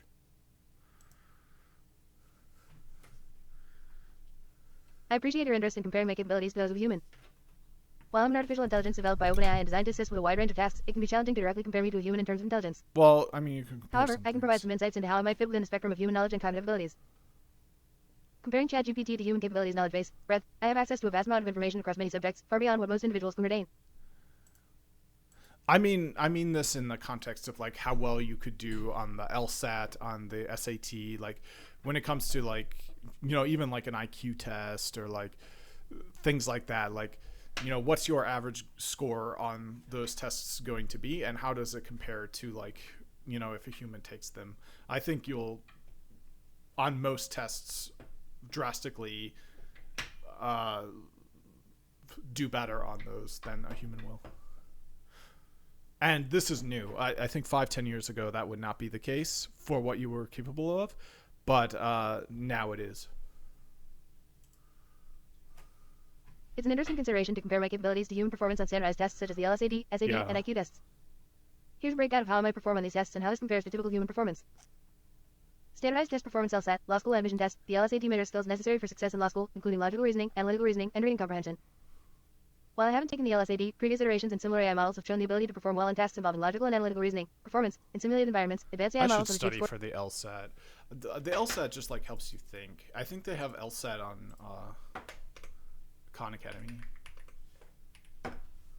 Yeah, they have official LSAT prep.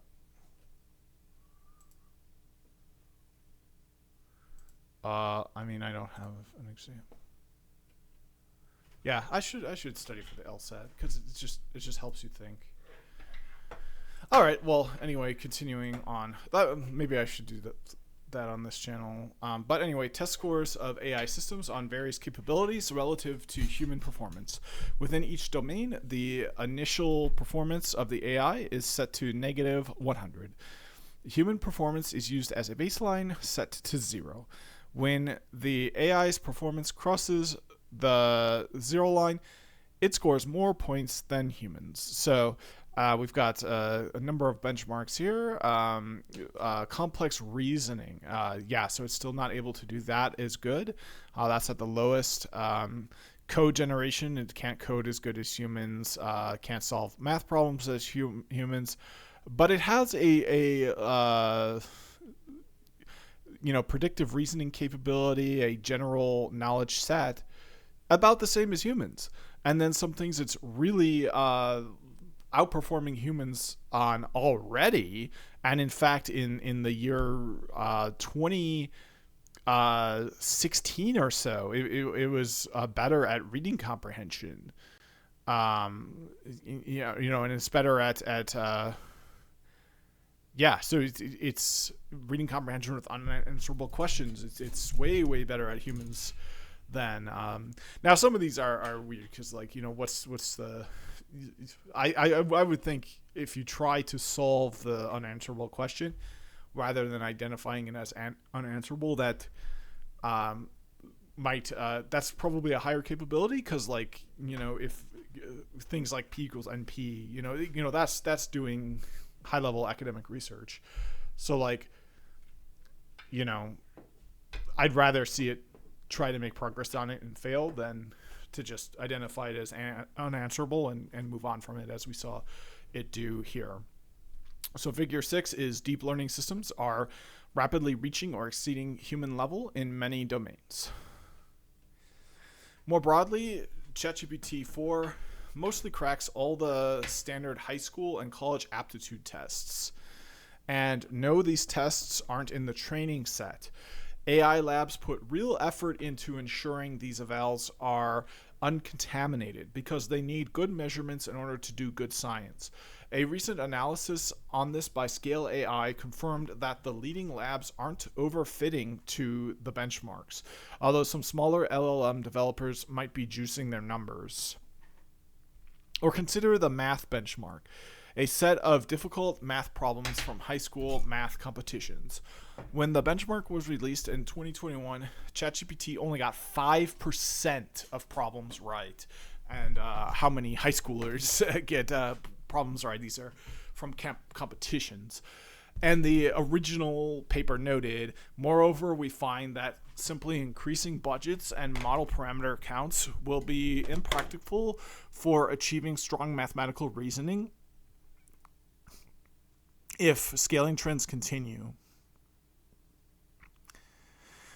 To have more traction on mathematical problem solving, we will likely need new algorithmic advancements from the broader research community. We would need fundamental new breakthroughs to solve math, or so they thought. A survey of ML researchers predicted minimal progress over the coming years. And yet, within just a year, by mid-2022, the best models went from 5% to 50% accuracy.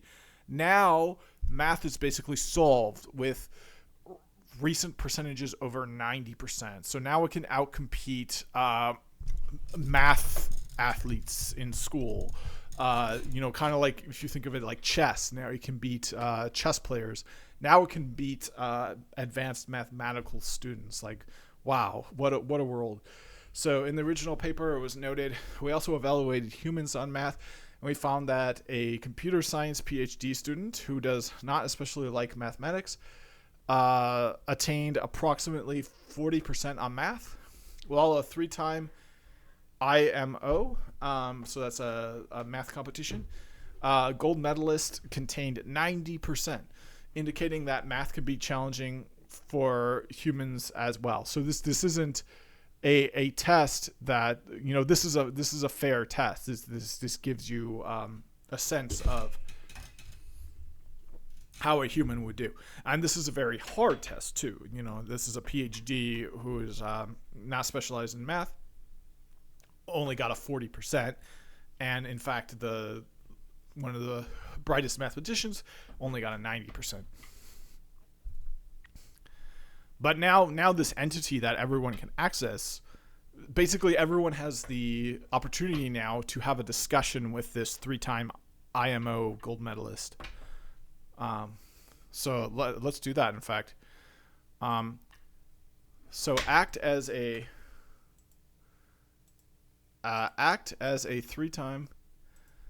3-time IMO gold medalist that obtained 90% or higher in a math benchmark, a set of difficult mathematics problems from high school math competitions. Act as that person and give me life advice.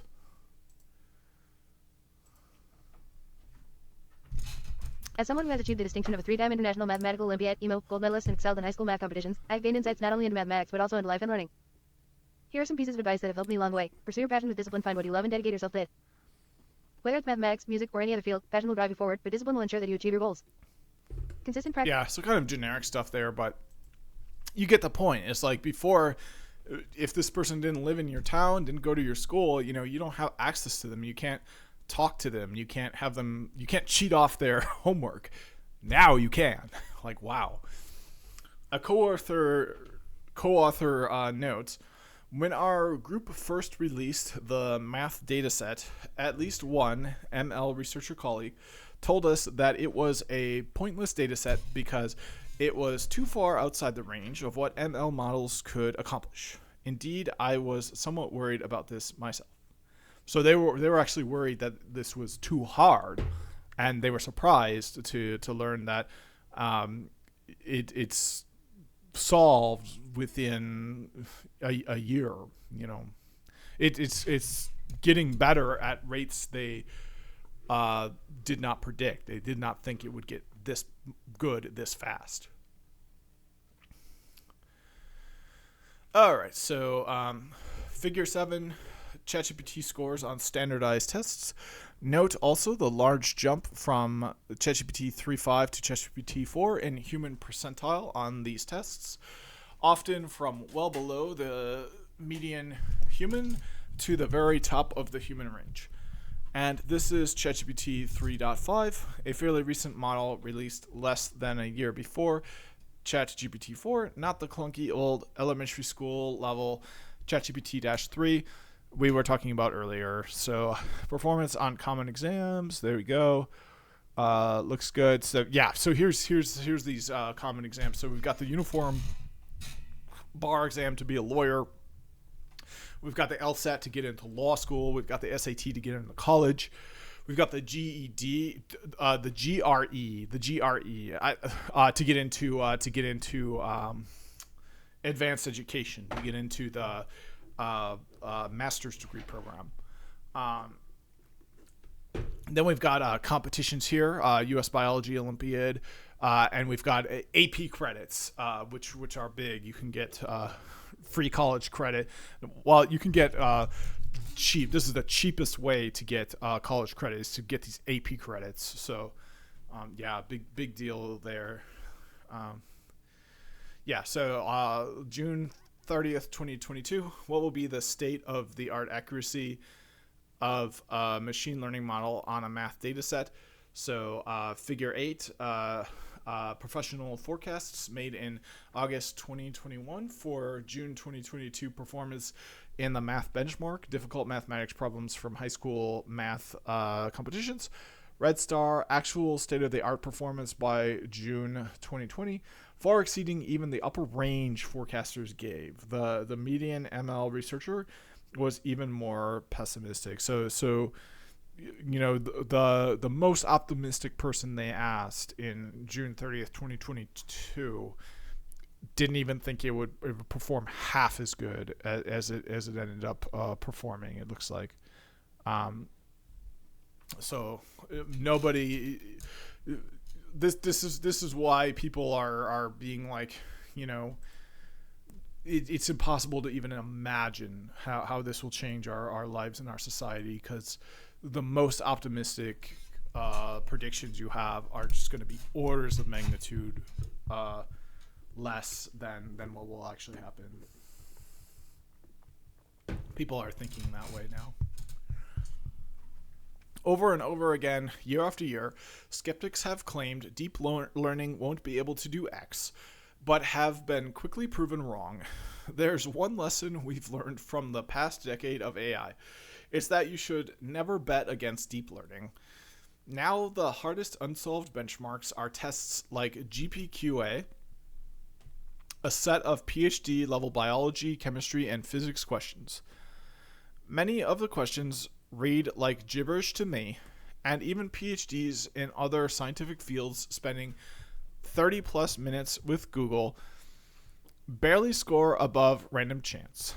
Claude 3 Opus currently gets 60%, compared to in-domain PhDs who get 80%.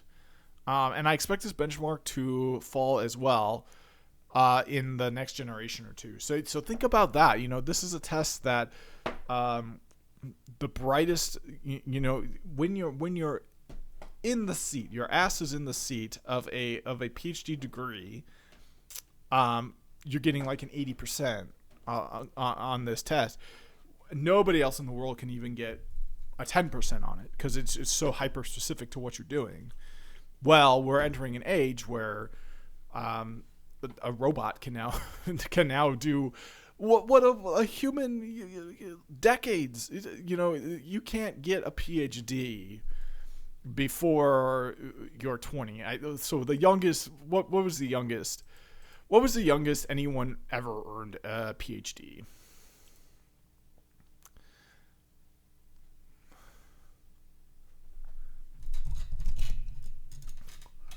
Yeah. The So, youngest person ever to earn a PhD oh, 13. is Wow. typically recognized as Carl Witt, a German scholar who received his But honestly, even 13, like, and then the next one is 17. Like, it's not that's over a decade. Like just the humans itself, he was a child at the time. Like, this is a product. This is a tool. Like, this is an application on your computer. Like, it's just mind-boggling. Here's Jan LeCun predicting in 2022 that even GPT 5000 won't be able to reason about physical interactions with the real world.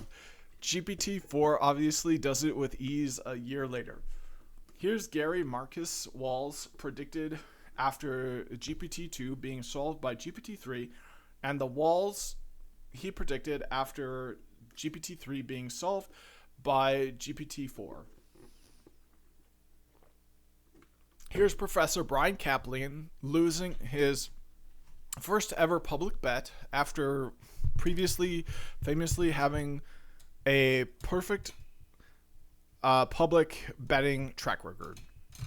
In January 2023, after GPT 3.5 got a D on his economics midterm, Professor Kaplan bet Matthew Barnett that no AI would get an A on his economics midterms by 2029. Just 2 months later, when GPT-4 came out, it promptly scored an A on his midterm. It would have been one of the highest scores in the class. And what happened in that time? What did they do between GPT 3 and 5 and 4 to make it pass? Nothing. They kept training it. They kept feeding it data. They kept training the weights, and it figured out how to reason. And this test, it had enough knowledge it needed to know what it was asking. It had enough ability to know what tools it needed. It learned more about economics. That's all that happened. It learned more about economics. So like this act of learning is the mechanism by which it passed the test. On the diamond set, majority voting of the model, trying 32 times with chain of thought. All right. So yeah, this makes really good points here. All right, and here's an example of some of these questions that. So 6 example questions from the data set, 2 from each subdomains of chemistry, biology, and physics, respectively. Example GPQA questions. Models are already better at this than I am, and will probably crack expert PhD level soon. So like the brightest person in the world, like Einstein. We're getting to a point where this application you pull up on your phone that has the voice of Scarlett Johansson is smarter than Einstein.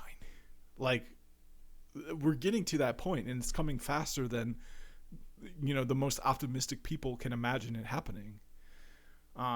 So here's what do I know the most about? I probably know the most about none of these. Maybe genetics. Let's try the genetics one. If a sperm from species A is injected into an egg from species B, and both have the same number of chromosomes, what would be the main cause of the resulting zygote mortality? Species-specific Zenoa, yeah, it's gibberish. This is such specific, language that it's only meaningful towards people in spending their whole lives and their whole careers on these subjects, and an app on your phone, next to your calculator and your calendar is going to be able to tell you the answers to all these. It's phenomenal. All right, so counting the OOMs. How did this happen? The magic of deep learning is that it just works. And the trend lines have been astonishingly consistent despite naysayers at any turn. I mean, it's learning. You're not doing anything to have it go from this to this, or anything special, or you're allowing it to learn. It does it itself. Each OOM of effective compute models predictively, reliably get better, but they get better at a rate faster than the human has to be. Like it's not like you have to have a human. It's not like you have to have a staff of people working on this. This is what's going to change too. Is like we're going to have a company, OpenAI, valedictorian of Columbia, brilliant, brightest researchers, AI researchers working at it, PhD upon PhD upon PhD, that are feeding inputs into the system. And they continuing to hire the brightest minds, but we're going to get to a point where the dumbest company in the world is going to be able to build a product, orders of magnitude beyond that of ChatGPT. Like the expertise required to do this will decrease over time. With each OOM of effective compute, models predictively, reliably get better. If we can count the OOMs, we can roughly qualitatively extrapolate capability improvements. That's how a few prescient individuals saw ChatGPT 4 coming. And imagine what a PhD even means in this world. Like now, like a PhD means that you recognize and can engage with the ideas in these sorts of questions. Like, and that's meaningful because like if you want to do biology, if you want to do astrophysics, it's important that a person can do that. But like, imagine a world where the person who can do this the best does it many orders of magnitudes. They do it as if their knowledge was a golf ball, while the AI is doing it as if its knowledge was a planet or the sun even. It's like we'd be entering a world where intelligence just doesn't matter that much. It's like it doesn't matter that you would be it's gonna be something so different to be intelligent. Like it might not even be important to be intelligent at all. It might be more important to be less intelligent and more suggestible, so that you're more able to offload the intelligence to a third-party source, and you're not wasting time questioning and trying to understand, and wasting time doing anything else but following to the exact detail the instructions given to you by this machine. If you're better at doing that, then even if you're less intelligent, you might be better off. All right, so with each OOM of effective compute, models predictively reliably get better. If we can count the OOMs, orders of magnitude, we can roughly qualitatively extrapolate capability improvements. That's how a few prescient individuals saw GPT-4 coming. We can decompose the progress in the 4 years from GPT-2 to GPT-4 into 3 categories of scale-ups. Compute. We're using much bigger computers to train these models. Algorithmic efficiencies. There's a continuous trend of algorithmic progress. Many of these act as compute multipliers, and we can put them on a unified scale of growing effective compute. Unhobbling gains. By default, models learn a lot of amazing raw capabilities, but they are hobbled in all sorts of dumb ways, limiting their practical value. With simple algorithmic improvements like reinforcement learning from human feedback, RLFH, chain of thought, COT tools, and scaffolding, we can unlock significant latent capabilities, and it can, I'm sure, create that itself eventually. Figure 10, the effects of scaling compute in the example of OpenAI Sora. So yeah, look at this. All it did was it bought a bigger PC. So like, this is someone anyone in the world could do. You don't need 10 PhDs to spend more money on a computer. And then you go from this to this. If all you do is have a more powerful computer, that's infinitely scale. That's so much easier to scale.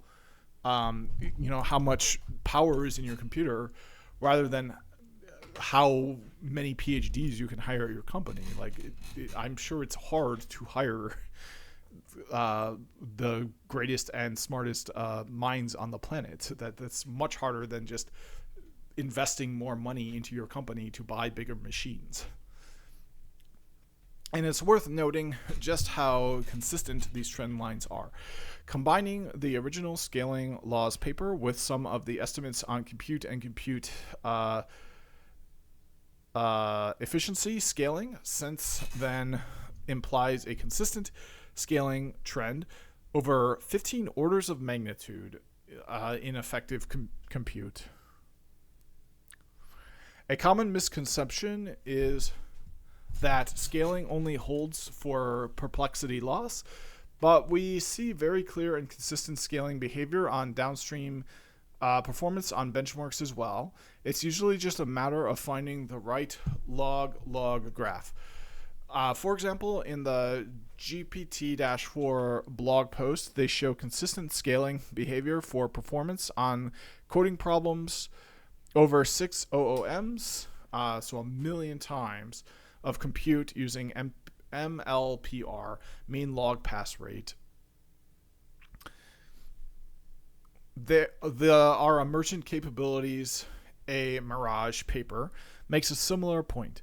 With the right choice of metric, there is almost always a consistent trend for performance on downstream tasks. More generally, the scaling hypothesis, qualitative observation, very clear trends on model capability with scale, predates loss scaling curves. The scaling laws work was just a formal measurement of this. We can count the OOMs of improvement along these axes. I'll clean up my bookmarks here.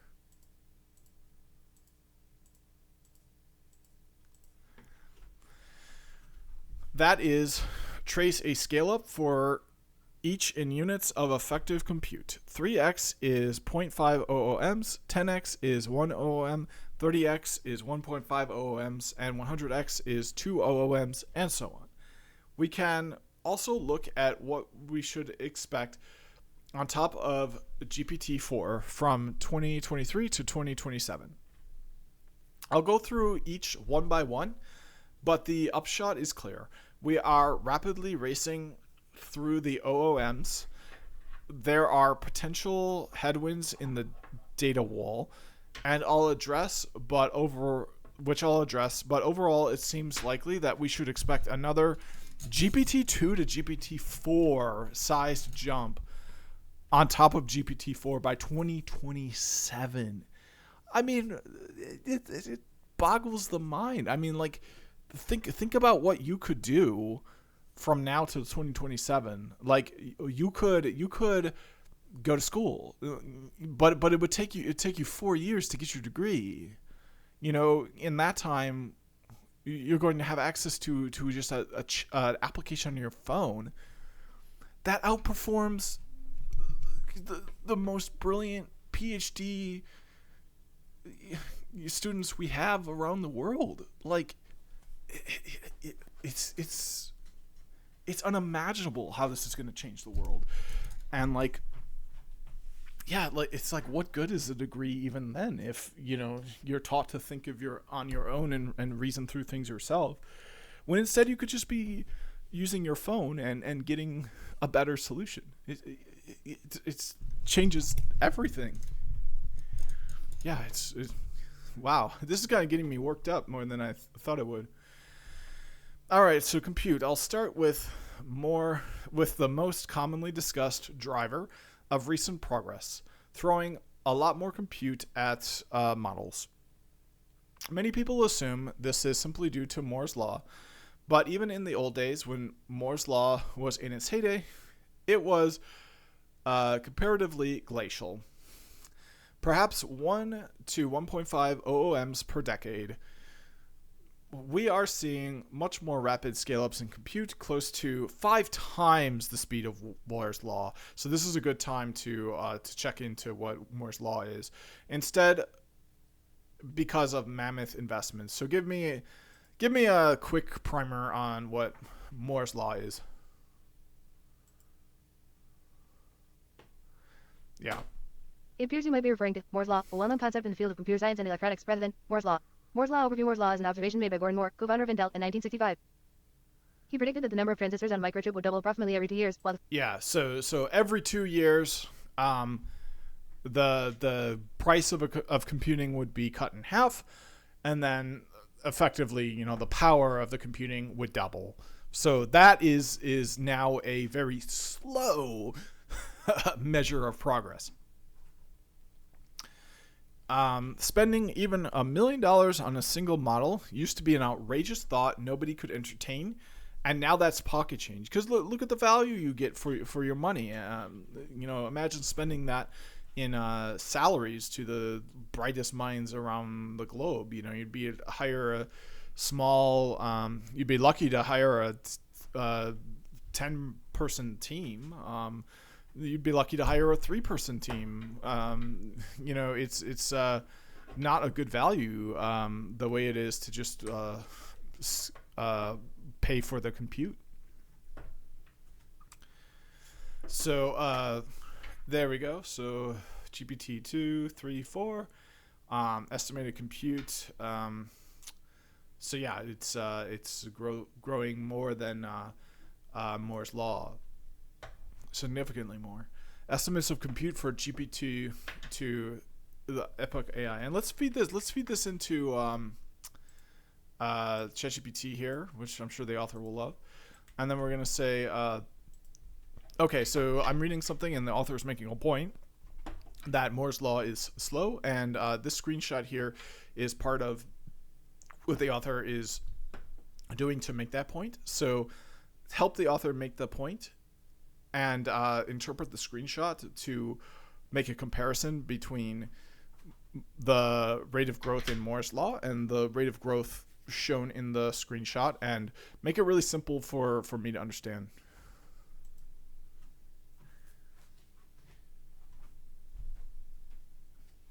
The screenshot provides data on the estimated compute for 3 versions of the GPT models developed by OpenAI, GPT-2, GPT-3, and GPT-4. Here's a breakdown of the information in comparison with Moore's law to help understand the author's point about the rate of growth in AI model capabilities versus the rate of growth predicted by Moore's law. Interpretation of the SCREENSHOT GPT-2, 2019, estimated compute, approximately 4 times 10,214 times 10 caret, 21, 4 times 1021 flop, floating point operations. GPT-3, 2020, estimated compute, approximately 3 times 10,233 times 10 caret, 23, 3 times 1023 flop. Growth from GPT-2, about 2 orders of magnitude, OOMs, increase.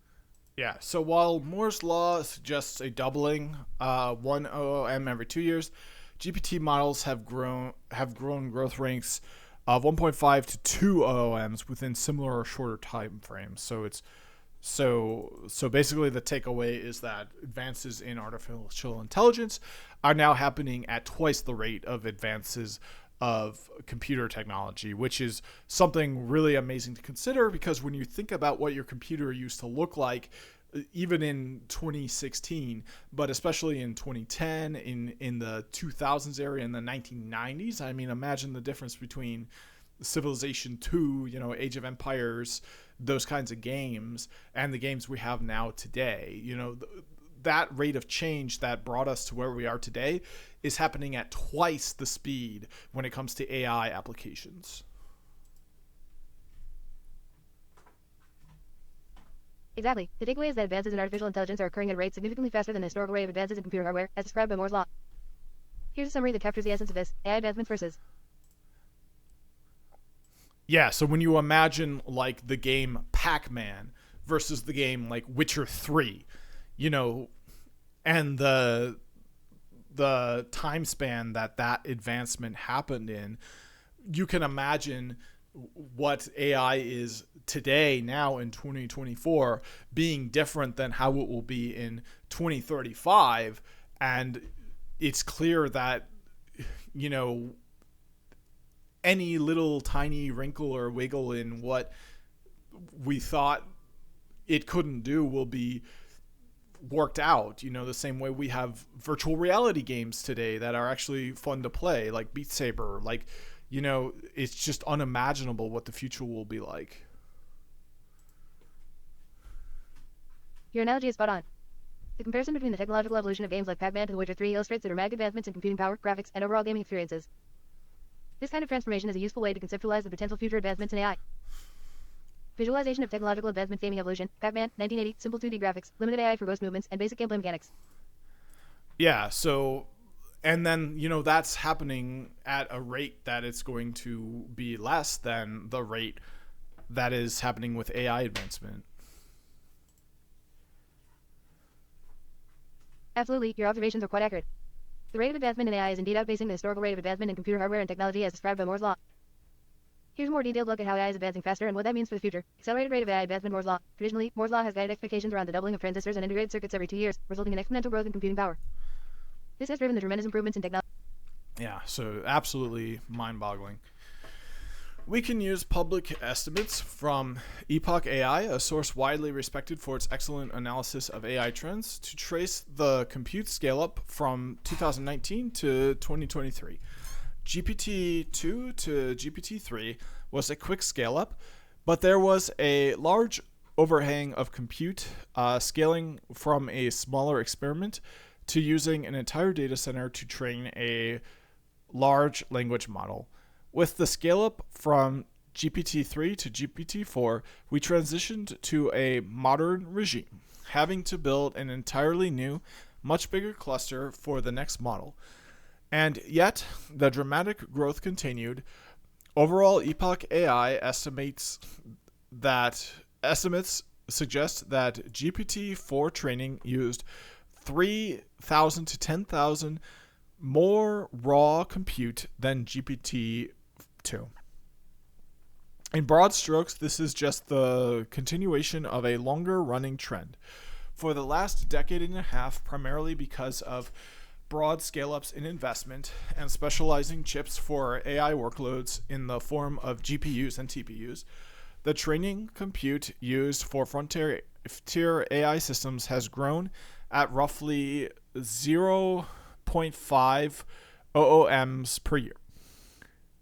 Yeah, so training compute table, deep learning models over time.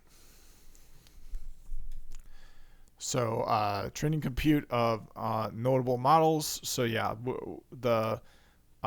and this is a logarithmic increase. So this is much, much, much higher.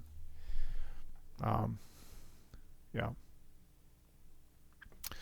The compute scale up from GPT-2 to GPT-3 in a year was an unusual overhang, but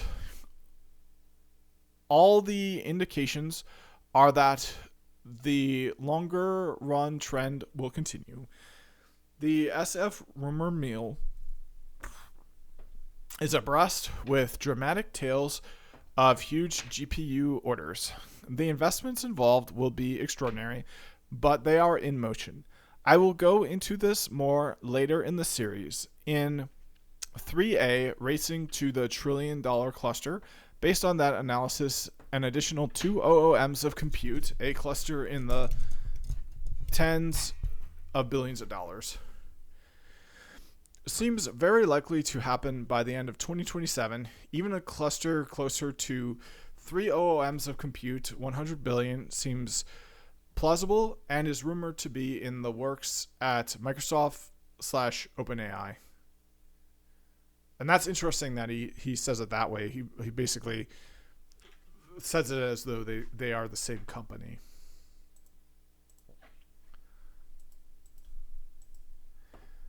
All right, so I can't just sit and read this all day. I do need to do other things with my day. Usually I'm only good for an hour. We're well past the 2-hour mark here, so I think this is a good time. This is a good place to stop. So yeah, this is just going to take a while to read. So we're going to stop here, and when I come back, we'll do algorithmic efficiencies. Thanks for watching. See you in the next one.